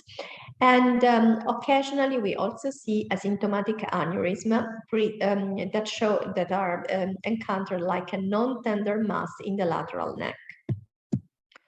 Patients that present an arterial dose very often may develop mural thrombus formation, and in these cases we have the onset of distal thromboembolism with end or digital ischemia as frequent complication. The clinical picture in these cases is related to acute onset of severe end pain and weakness. The end grip weakness is associated to irritative symptoms like numbness and tingling in the hand and fingers that may present cold and pale. There might be also the presence of wounds or ulcerations in the fingers in the chronic cases. These patients, after they are diagnosed, are usually administered the blood thinners, and in some cases there might be even an indication for surgery with resection and graft reconstruction. Venous dose is more frequent. It might appear also in up to 10% of the cases of overall thoracic outlet syndrome, and it's usually related to a subclavian vein compression between the clavicle and the first rib. Venous dose is most frequently known by the vascular surgeons or other physicians with the term of effort thrombosis or Paget-Schroeder disorder. This is a peculiar form of pathology that is mostly diagnosed in young individuals, mostly young males, active, otherwise healthy. Usually they do not present an underlying blood clotting disorder, and the symptoms are consequent to a repetitive compression of the subclavian vein that occurs during activities that involve arm elevation. So this repetitive compression eventually results in deep venous thrombosis that is clinically manifest as an acute spontaneous swelling of the whole upper limb that might be also discolorated, and the patient may also complain about pain and heaviness in the upper extremity. These patients are usually treated with a thrombolytic therapy followed by starting blood thinners. There might be indication for an angioplasty, and in some cases also an indication for surgical treatment.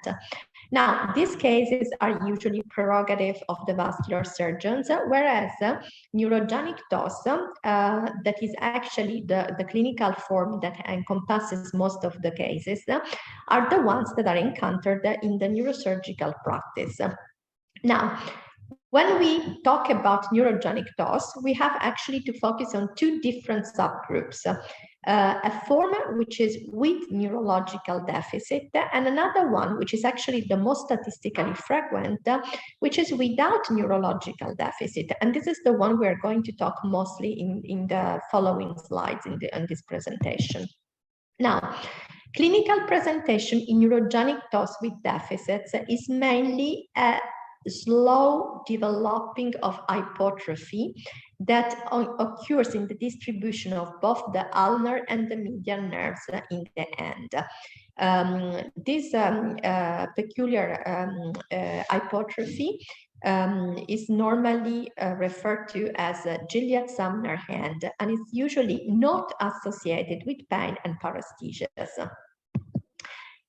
When the patients are studied, usually on EMG and nerve conduction study, you find anomalies that will be referred to a denervation of the lower trunk distribution. So this is a form that doesn't result in any difficulty in most of the cases for diagnosis. The cases that are usually not diagnosed or misdiagnosed are those where there are no neurological deficits. And to be honest, the thoracic outlet syndrome, neurogenic thoracic outlet syndrome without anatomical anomaly, neurological deficits, and no evidence of electronic diagnostic evidence is a very controversial entity. And there is a lot of discussion, even nowadays in the medical community, whether it really exists or not. A lot of authors, and I'm sorry to say that many of them are actually neurologists, even claim that we don't even have enough scientific evidence that this syndrome exists. So the mere existence of this pathology is controversial. Now, what I'm going to talk is I'm trying to consider to prove you evidence of the existence and how we can actually diagnose and treat these patients and try to disrupt many of the misconceptions that still now burden the diagnosis and consequently the treatment of patients with thoracic outlet syndrome. So something that I want to attract your attention on is that a lot of patients actually bounce from one doctor to another. And this goes on for years with the patients going from the neurologist to the neurosurgeon, to the orthopedic, to the physiatrist, and you know, taking painkillers and so on. And a lot of patients have actually been depressed, also a psychiatric disorder. So this is why I wanted you to listen to this video clip that was recorded by one of the last patients I operated about for thoracic outlet syndrome just 2 or 3 months ago.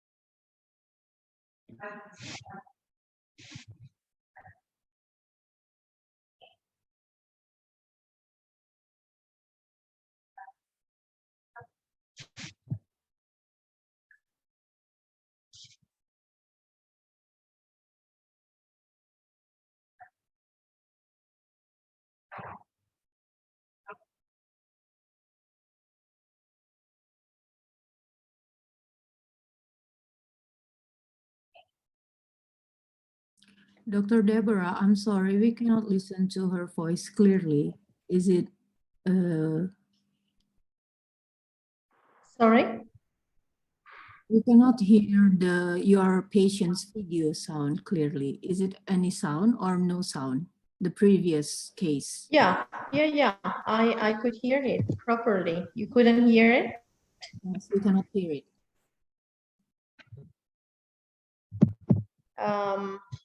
So I don't know. Can you hear it now?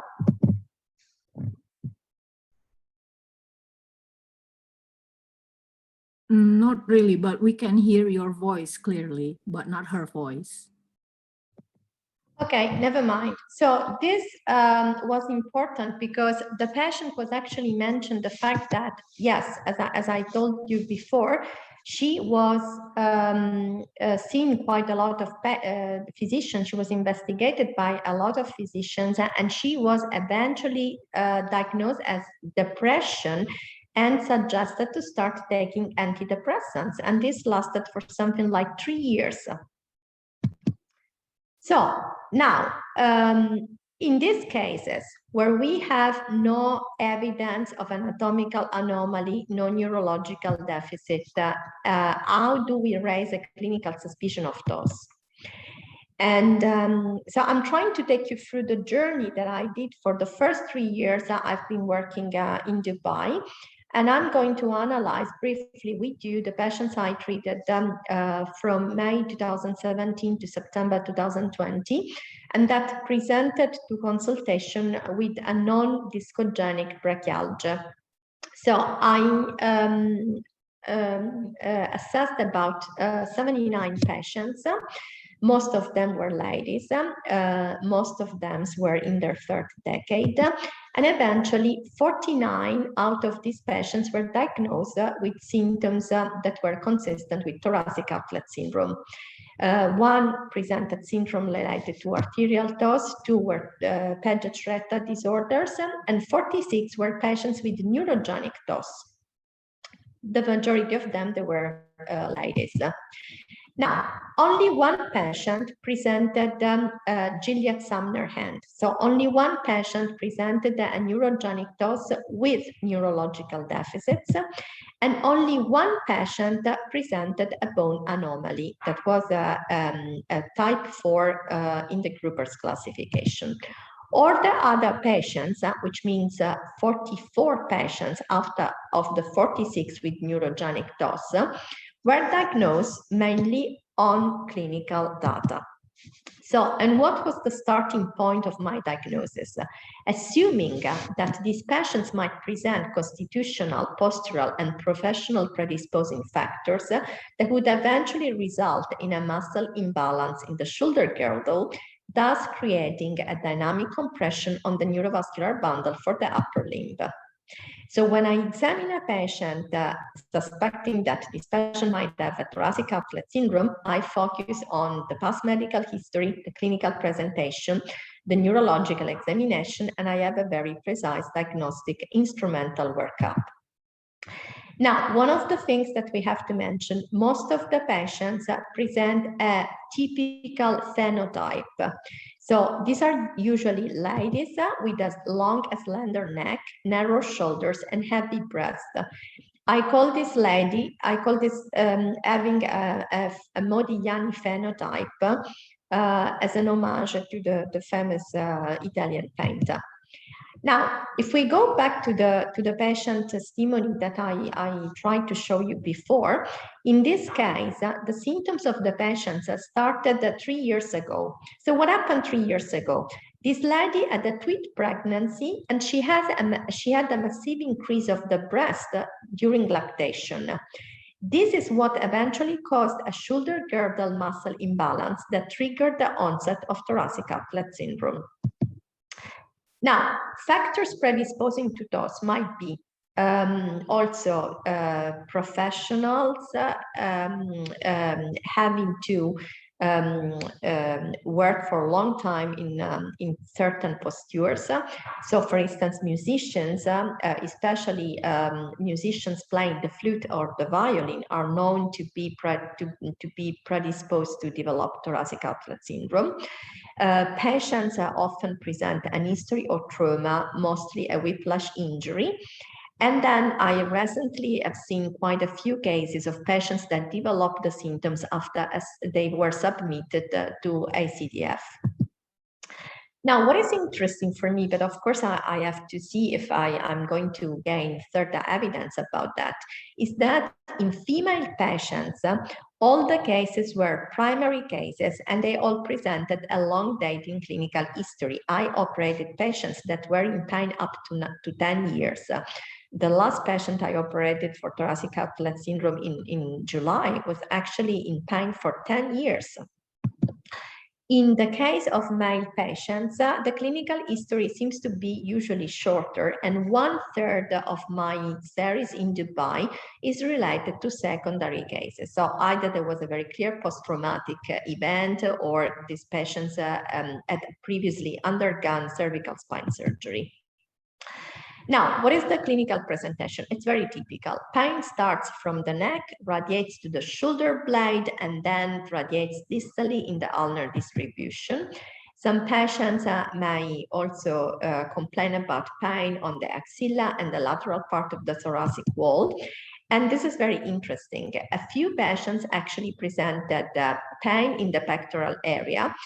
And in 2 cases, this was initially misdiagnosed for cardiac pathology. Very few patients may also report pain radiating to the ipsilateral hemiphase and nape. And in 3 cases, I also found that there was an ulnar sign. Pain is associated with paresthesias that mostly are present in the ulnar nerve distribution, and they typically worsen at night.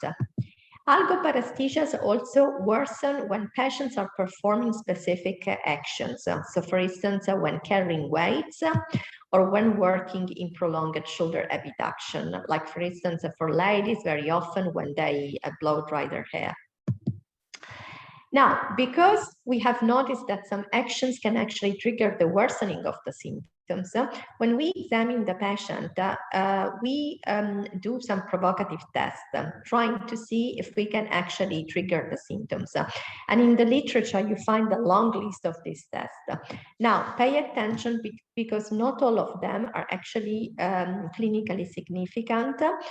And also, for instance, consider that Edson test may result positive in up to 30% of the general population without any symptoms related to thoracic outlet syndrome. So it's not clinically something I would consider we have to rely on. So personally, when I examine the patients, the 3 tests I perform are Rus test that I do together with the patient, considering myself as the normal baseline.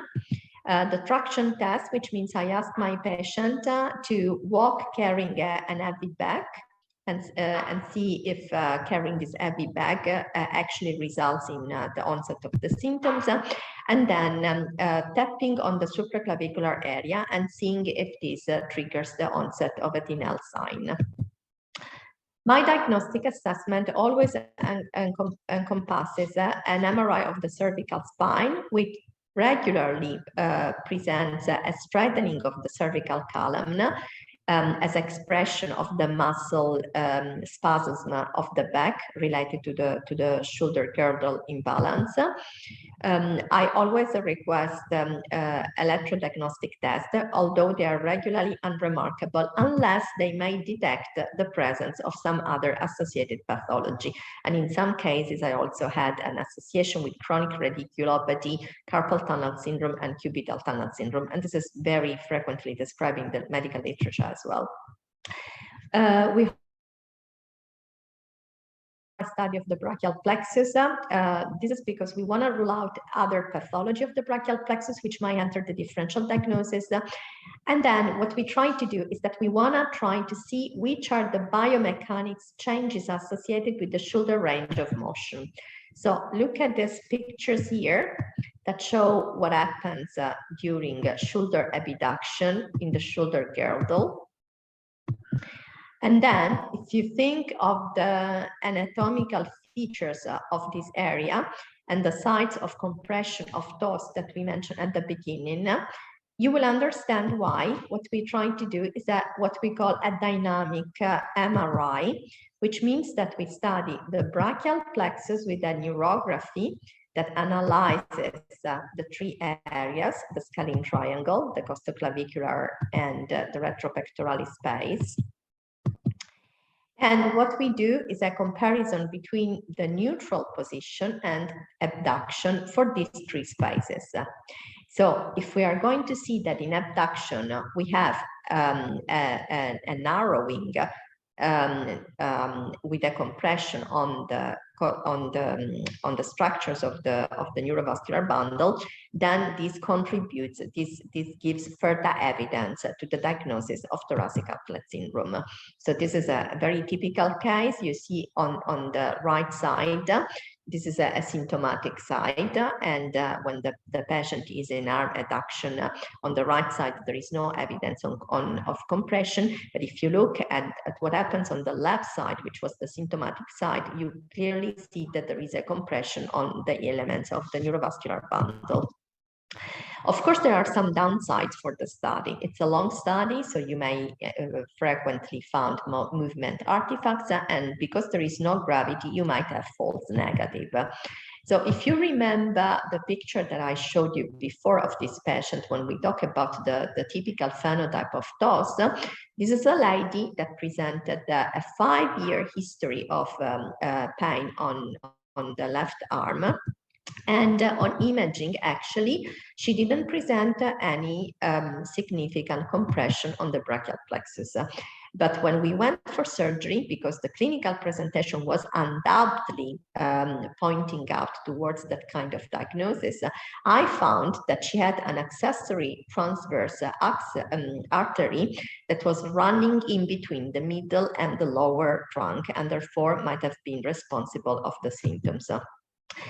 Patients, after they are diagnosed, might be given indication for conservative treatment, for post-dural re-education. So physiotherapy is very important in these cases, but this works if the symptoms recently started or if they are mild. In the cases which of patients that started with their symptoms many years ago, or where the symptoms are very severe, then you have to give indication for surgery. We mentioned before that many ladies may present very heavy breasts, and these are cases where I also advise them to see the plastic surgeon and go for reductive mastoplasty. This was a patient that was conservatively treated, and that she conservatively treated for the thoracic outlet syndrome because she presented initial signs. But she was treated for the reductive mastoplasty, and she's now doing well with physiotherapy. The cases that we give indication for surgery are usually treated via an anterior supraclavicular approach. Patients are operated under general anesthesia, magnified vision, and of course the nerve stimulator has to be available. This is the positioning of the patient. We try to hyperextend the supraclavicular area, and then we perform a transfer incision that is parallel to the clavicle, a couple of centimeters above that. All these patients usually present external jugular veins, which are very bulky, or sometimes even a network of veins. Another important surgical step is to identify the omoioid muscle, because you have to go below the omoioid muscle to do the scalenectomy. Pay attention to the presence of the transverse cervical vessels that actually help you to identify the upper trunk. These patients may very often have accessory transverse cervical vessels, as I mentioned before. Another important step during the surgical procedure is that let's not forget that although a major lymphatic duct is present on the right side, you may also have minor lymphatic vessels on the left side, and lymphatic leak is something that you have to pay attention. Consider that the lymph is not always lactescent, and you see, like, you know, crystal clear. The main thing is before you start the scalenectomy is that you have to identify the phrenic nerve with the stimulation, and you see that so you stimulate the phrenic nerve and you see the reaction. Keep in mind that 10% of patients present a double phrenic nerve, and then you can start your anterior scalenectomy. Very often I encounter also these kind of accessory arteries or veins that run in between the trunks. Another thing we have to pay attention to, especially in those cases where there is a compression related to the Simpson fascia, is the exposure on the lung apex, because you may risk to give a pneumothorax. And this is the final picture. You just have to obtain a good, complete decompression of the trunks, especially the lower trunk and the subclavian artery. Now, talking about the surgery, there are some controversial steps. And one of the most controversial thing is, it's still a matter of debate, is the removal of the cervical rib. Now, unless peculiar cases, this is really not strictly needed. Just the myofascial decompression may be enough. Only in one case, I had to do an infraclavicular exploration and resect the pectoralis minor tendon. These are the post-surgical complications that are described in books. Fortunately, I have to say, in my series, I didn't have any post-operative complications. It's interesting to note that the 3 patients that presented an Ulnar sign had an immediate resolution of the Ulnar sign as soon as we finished the procedure. So in conclusion, Thoracic outlet syndrome is certainly less common than we might expect. It's probably one of the main causes of non-discogenic brachialgia, but unfortunately, it's frequently overlooked or its existence even denied. If we have a TOS without neurological symptoms, the suspicion should be raised based on the clinical presentation and examining the differential diagnosis. Consider that there might be also the association with other pathologies.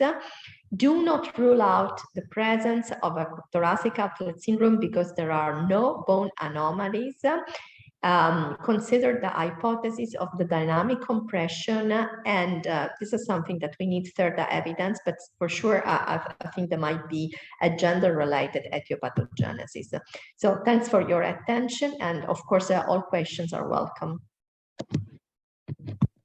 Thank you very much, Dr. Debora Garozzo. As usual, your presentation is very complete and very remarkable. And now we will open the session for discussion about the radial and ulnar nerve entrapment and then the thoracic outlet syndrome.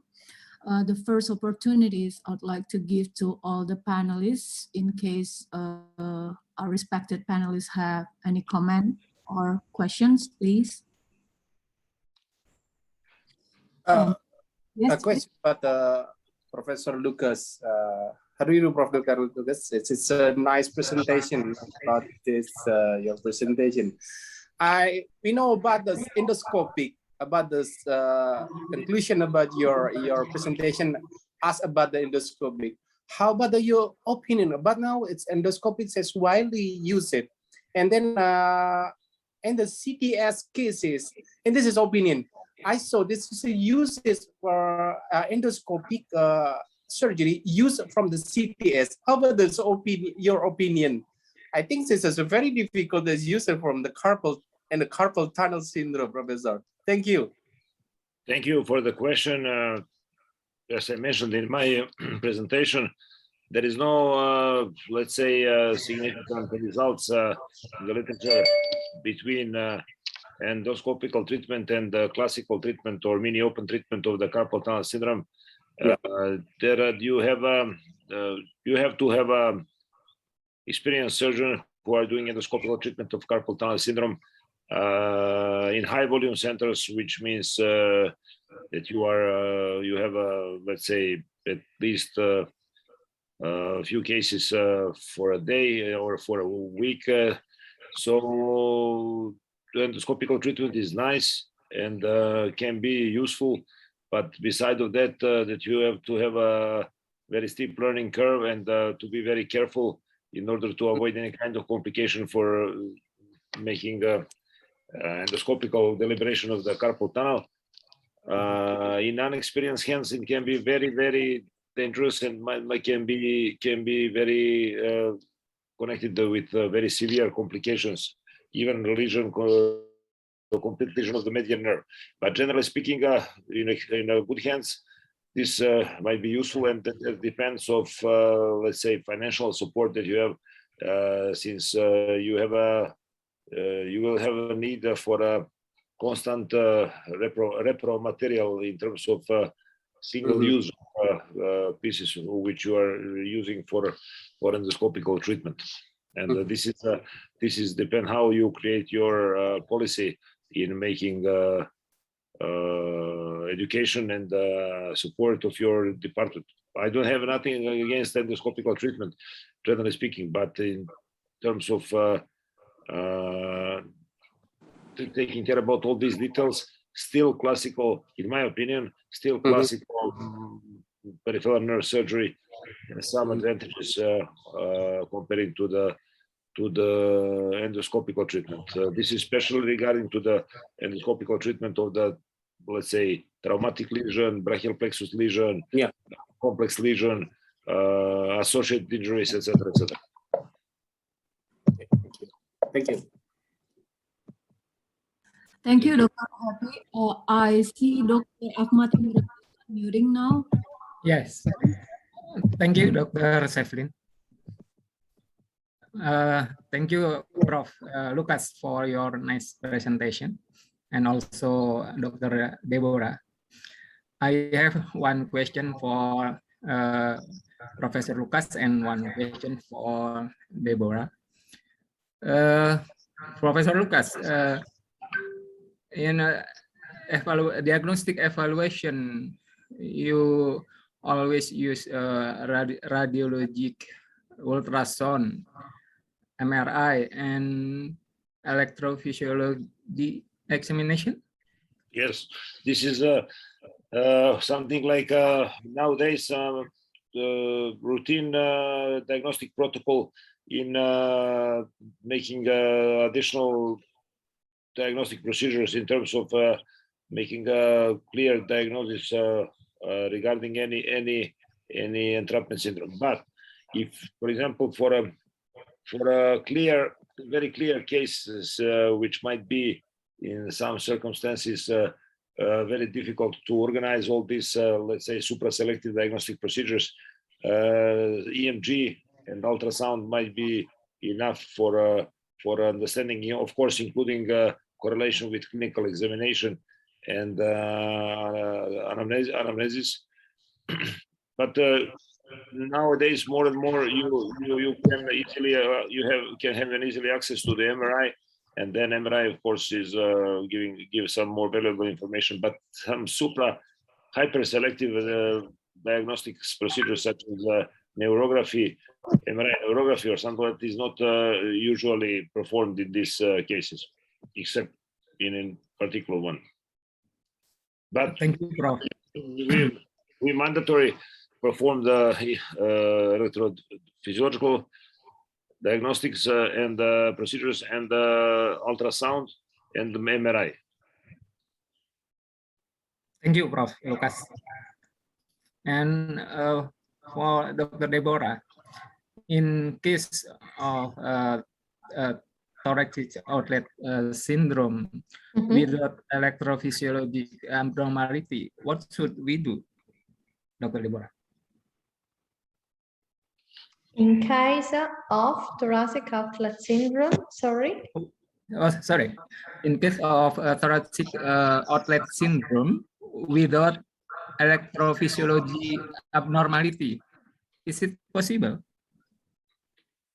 Well, this is just what I said.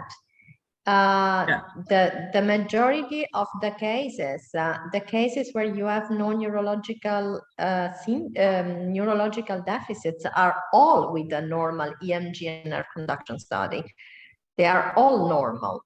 So this is the idea that if you have enough clinical evidence and if you can also rely on the imaging, the fact that the EMG and nerve conduction study is unremarkable does not rule out the pathology. This is one of the main reasons why these patients are not diagnosed, because they have pain, they do an MRI, the MRI of the cervical spine doesn't show much. The findings are not consistent with the symptoms. Then they are sent to the neurologist. The neurologist will do the EMG and nerve conduction study. Then the EMG and nerve conduction study is unremarkable. And so the patient is said that they have nothing. This is the reason why, as I showed you, some of my patients may have been just going from one physician to another for up to 10 years. So I'm not saying that every time you have somebody that pain on the upper limb, even if the EMG and nerve conduction study is negative, you have to go for surgery. But and I try to prove to show you in my presentation which are the things that you have to consider to do a diagnosis of thoracic outlet syndrome. But a negative and unremarkable EMG and nerve conduction study is something that you find in all the patients without neurological deficits. Okay, thank you very much, Dr. Debora. Thank you, Dr. Imron. If I may continue with Dr. Imron questions from some of the participants. First, for Professor Lukas Rasulic about the imaging of the neural entrapment. One of the participants, he asked about, do we have to perform the angiography? Because some of the cause of the entrapment is the vascular lesion. You think we should do the angiography? This is also a very important question. As I mentioned, you have to carefully examine the patient, and you have to make a careful correlation between the beginning of the symptoms and development of the symptoms and the course of the disease. And when you perform additional procedures, for example, ultrasound, you can which we use nowadays, let's say mandatory for this EMG, and the ultrasound is like everyday diagnostic procedures without any further discussion about is it necessary or not. So you can see with ultrasound if there is any vascular anomalies. And if you notice that, you can then ask for angiography. For example, for the trauma cases, traumatic peripheral nerve injuries, even if there is no clear associated vascular injury, in some suspected cases, in practically all suspected cases, we introduce this CT angiography as, let's say, also routine procedure for this. This is not, let's say, invasive angiography, and this can be performed easily. So, and it might be useful for giving you information about the vascular situation. When you have information or data, clinical data about any kind of vascular lesion, any kind, angiography is mandatory. Thank you very much, Professor. And for Dr. Debora, continuing what Dr. Imron asked to you, one of our participants asked about, based on your experience, as I read, it's about 79 cases from 2017, your thoracic outlet. So to make it clear again, of course, I tried just to analyze a window of time, okay? Also because I wanted to have a follow-up that might be good to provide. So I analyzed the patients that I assessed in the first 3 years I was in Dubai. And yes, 79 patients were referred to me with the diagnosis of, so they were referred to me because they had symptoms of pain radiating on the upper limb and paresthesias, okay? And these patients had already been examined, or they came to my consultation directly, and the MRI did not show findings that were consistent with the symptoms. So we had to find out another diagnosis. Out of those 79 patients, as I said, 49 presented symptoms that were related to TOS. And with the exception of 3 cases that were vascular thoracic outlet syndrome, the remaining cases, 46 cases, were patients that were eventually confirmed to have a thoracic outlet syndrome. Out of those 46, 1 had a Gilliatt-Sumner hand, the hypertrophy of the thenar and the hypothenar muscle. And of course, in that case, she had an EMG and nerve conduction study that was consistent with suggestive with the diagnosis of thoracic outlet syndrome. Another one presented a type 4 Gruber, okay? But the remaining 44 patients, they had symptoms, and in some cases, these patients had symptoms for many years, okay? And they had just been misdiagnosed, okay? As I tried to prove before, some of these patients were even considered to have a depression, okay? Or a conversion disorder, and referred to the psychiatrist. The truth is that they had a form of TOS, which is just related to a dynamic compression of the upper of the neurovascular bundle. So this is the final message. The message is, do not rule out thoracic outlet syndrome simply because there is no bone anomaly, or simply because the EMG and nerve conduction study is unremarkable. Obviously, this is a diagnosis that requires experience, because I'm not telling you even every patient that comes to you saying, I have pain in the arm, even if there is a negative EMG and a conduction study, go for surgery for thoracic outlet syndrome. It's a difficult diagnosis. If you are not experienced, the presentation, the overall situation can actually mislead you, but this pathology exists and it can be recognized once you gain enough experience. I don't know if I made myself clear.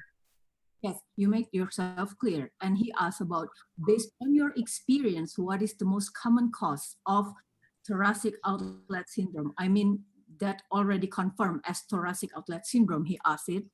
And if you perform this is what I'm saying. In those cases, the cause was related to a muscle imbalance that created because of the specific constitutional features of the patient, or because maybe they might have a whiplash injury. So, for instance, the lady that was speaking, and even if you could not hear the voice, I don't know why.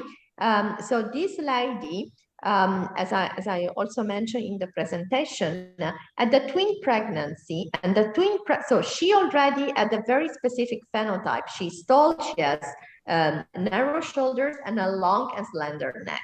Okay, then she had the pregnancy, she had the twin pregnancy, and because of the pregnancy, she developed very, very heavy, very big breasts. So what happened is that as a consequence of this, she assumed this kind of posture, okay? She hunches her shoulders and she had this kind of situation, okay? This eventually resulted in building a faulty posture through the years, okay, that caused the pain. So this was the main thing of the presentation. It's a muscle imbalance. It's a muscle imbalance. In 44 patients out of 46, the patients had symptoms because for different reasons, they eventually got a muscle imbalance between the neck and the shoulder girdle. Thank you for the bold statement, because this thoracic outlet syndrome is the great imitator's very different approach to diagnose it. Yes, because we need experience, and thank you for that bold statement about your cases. And for Professor Lukas Rasulic, there are 4 participants who have questions for you, but I try to make them as a conclusion. The first one you already answered about the angiography, and now they ask about is there any benefit to perform the early surgery in mild form of mild cubital tunnel syndrome? Good question. In my opinion, you have to be sure that this is a cubital tunnel syndrome and mild form, and when you clearly demonstrate it is a mild cubital tunnel syndrome, early surgery has benefit, so it can be done without any problem. But you have to be sure that mild form of cubital tunnel syndrome. And then how about the recurrency in cubital tunnel syndrome? Is it frequent, and how to prevent the recurrency? It's not so frequent, but it's also so rare. Especially this is depend on how first surgery is performed. As Mariano mentioned, neurosurgery is a single shot surgery, and if you perform a nice decompression and correct surgery, that would prevent recurrency in general. But if you have recurrence, you have to operate also again if it's a clear demonstration. For example, development of scar tissue or insufficient decompression, or if you have let's say pain, or if you have a non-adequate traction of the nerve. So this has also all reasons for recurrency, and when you have a situation like this, you have to reoperate the patient. Thank you, Professor. Now I will go back to our respected panelists.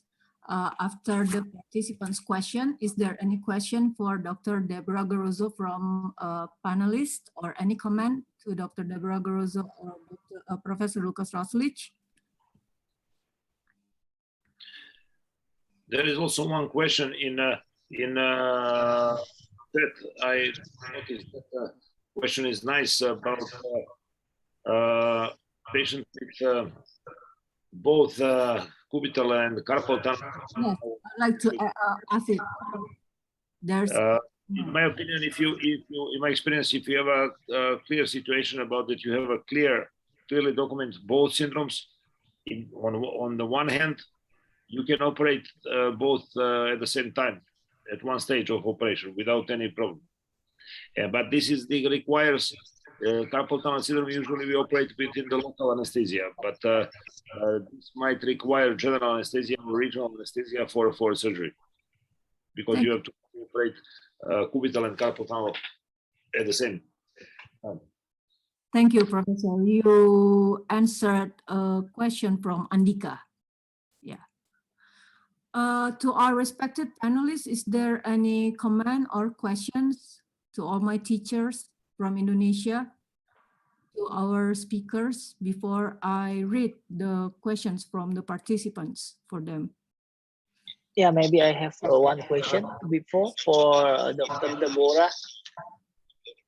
Yeah, continuing what stated by Dr. Sevline, that TOS is a great imitator, and do you have any tricks to make a difference in a clinical examination between cervical stenosis or pectoralis minor syndrome (PMS) and TOS itself? Is there any trick to differentiate it between three of them in your experience, Dr. Debora? Thank you. So the possibility that there is a compression at the minor pectoralis tendon is very uncommon, and it just happened just in one case in my life. And usually what I do is when I test the Tinel sign, I do that on the supraclavicular area, but also in the infraclavicular area. Normally, I don't get any Tinel tapping on the infraclavicular area. This case was a case where there was no Tinel sign on the supraclavicular case, and the Tinel was basically at the infraclavicular level. In the other cases, as I said, so this was the only case where I had evidence, clinically speaking. The patient had also started with pain that was on the pectoral area. I don't know if you remember that in one of my slides, I mentioned that 6 patients presented pectoral pain. And this was one of those that presented almost an acute onset of this pectoral pain. So he initially thought there might be a problem with the heart, and he went to the emergency department to be assessed for the heart. But these are very selective cases. In the other cases, the compression is always at the supraclavicular level. Did I answer your question? Yes, it's clearly answered. Thank you, Dr. Debora. Thank you, Dr. Debora. We have one question before our panelists, our other panelists, just in case you have another question and comment to our speaker, because all of these panelists are mostly my teachers. So I will ask them first. If there is no from panelists, there is one question from Firman Muharram to Dr. Debora Garozzo. He asked about, you mentioned before the history of cervical surgery was one of the predisposing factor for TOS. How do we prevent for happening in our patient after having cervical surgery? Well, I think that, so first of all, I mentioned that because I had quite a few patients where, without mistake, the symptoms were triggered by the fusion for the cervical surgery, because obviously, I mean, this changed the biomechanics, the relationships of the biomechanics. I think the only way it might be just with the physiotherapy. And consider that of these cases, so the symptoms were initial, and therefore physiotherapy could be effective. I mean, the onset of a typical presentation for thoracic outlet syndrome after cervical surgery may be very easily detected, and at that point, if the patient is addressed, is given indication for physiotherapy, I think this should be enough. I don't think we can prevent that because, again, this is something which is related to so many factors, and it's related to how the biomechanics of the spine change with the surgery. And I don't think really there is a way to prevent it. I think you just have to raise a red flag. You just have to consider that this possibility might happen, that if you have a patient that underwent cervical surgery, and then after a few months from the surgery comes back and refers, reports about patients, about symptoms that might be consistent with those, then you should keep in your mind this possibility. I mean, if you have a patient, for instance, that you submitted to surgery for a C5 and C6 herniated disc, okay, and the patient does well with this kind of surgery, and then after a while they came back and they have the pain in the typical distribution that I previously illustrated, and especially they have numbness and tingling in the ulnar distribution, but you check again with an MRI and there is no reason because the cervical spine is okay, and the only problem was the level C5, C6, which you already operated. In that case, keep in mind, maybe this might be one of the cases where you have a post-surgical onset of thoracic outlet syndrome. Thank you very much, Dr. Debora, because we do the spine surgery very frequent, and thank you so much. For all the panelists, all my teachers, do you have any questions and comment? Because we are approaching to the closing time.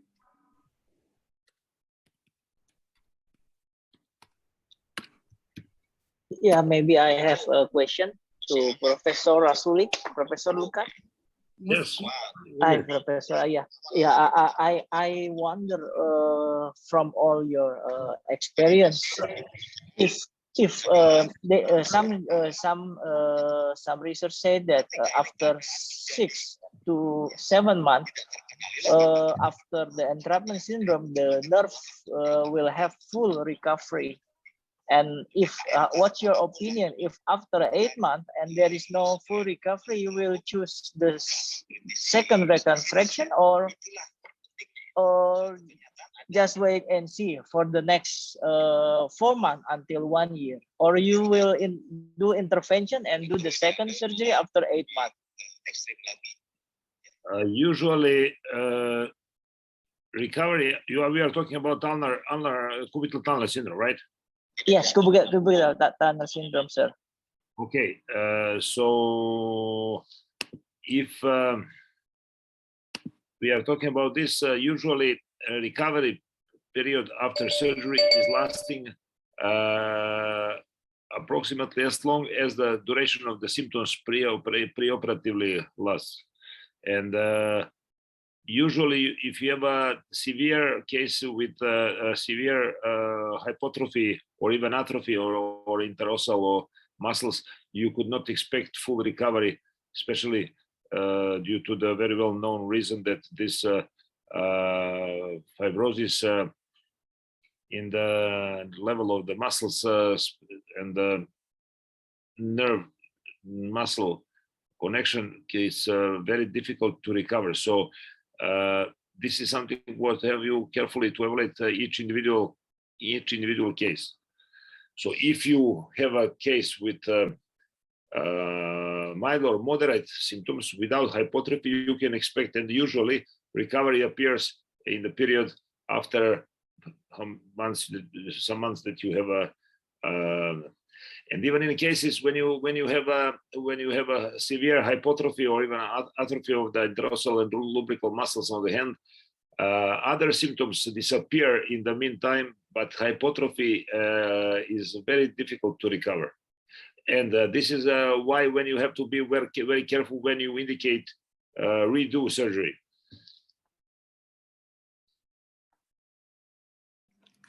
Yeah, next question, sir.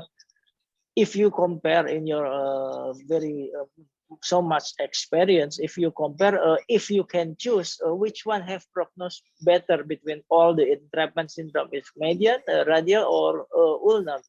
If you can choose, which one is in your experience? Once again, please repeat the question. Yeah. If you can compare from all your experience between all the entrapment syndrome, like median, ulnar, and radial, which one is better prognosis? So if you can choose, you will choose the best one, right? But which one? I just wondering between three of that syndrome, which one have better prognosis? This is difficult to compare because radial nerve entrapments are not so frequent, and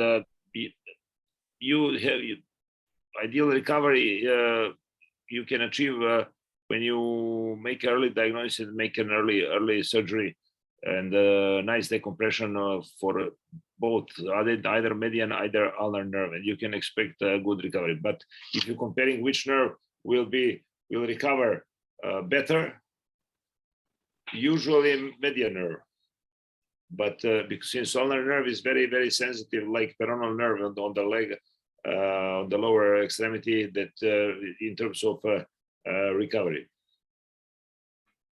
Okay, stated clear. Thank you, Professor. It's my pleasure. Dr. Sevline, Professor Lukas. Yes. What is pitfall in diagnosis and management of nerve entrapment syndrome? Once again, repeat the question, please. There is a pitfall for diagnosis and management of nerve entrapment syndrome. Is there pitfalls? Yes, Lukas. Yes, of course, there are pitfalls. Usually it's related to the, let's say, not making a proper diagnosis on time, and let's say late admission to the experienced expert for who will make a clear diagnosis. It doesn't mandatory have to be a neurosurgeon, might be a neurologist, or might be a hand surgeon, or anybody who can deal with this. Usually patients are usually let's say avoiding to go for a evaluation to the doctor's place because they are thinking that this is not so important for them, and they are diminishing the symptoms in some manner, and then when they appear to come to the for let's say examination, it appears that they have a let's say severe form of hypotrophy of lumbar or interosseous muscle, for example.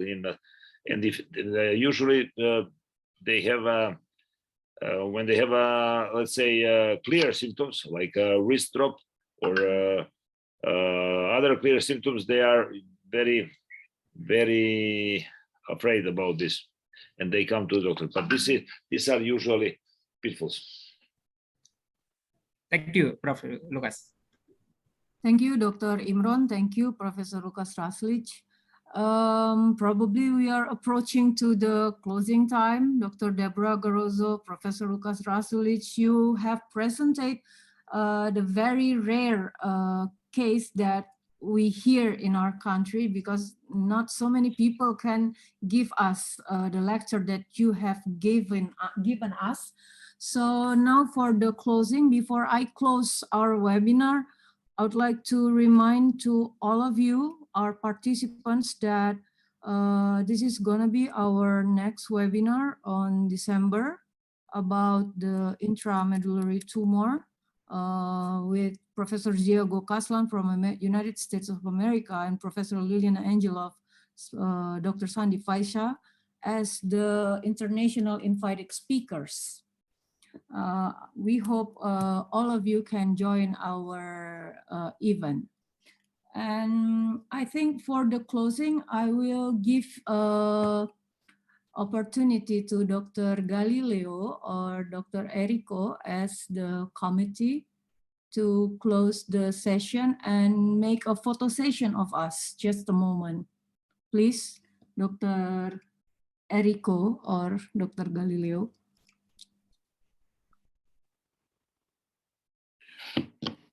Okay, for now we will take a picture. We will take for about 3 or 4 types. Okay, please turn on your camera, participants, and okay. 1 and 2 and 3. Next, 1 and 2 and 3. Next, 1 and 2 and 3. Okay, that's all. Thank you for participation.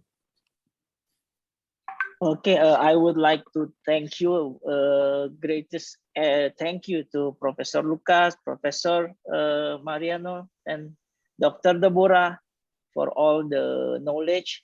Thank you for the panelists, Dr. Happy, Dr. Ahmad Faris, then Dr. Ahmad Imron, and thank you for Dr. Sevline to lead this meeting very nice, and all the committee.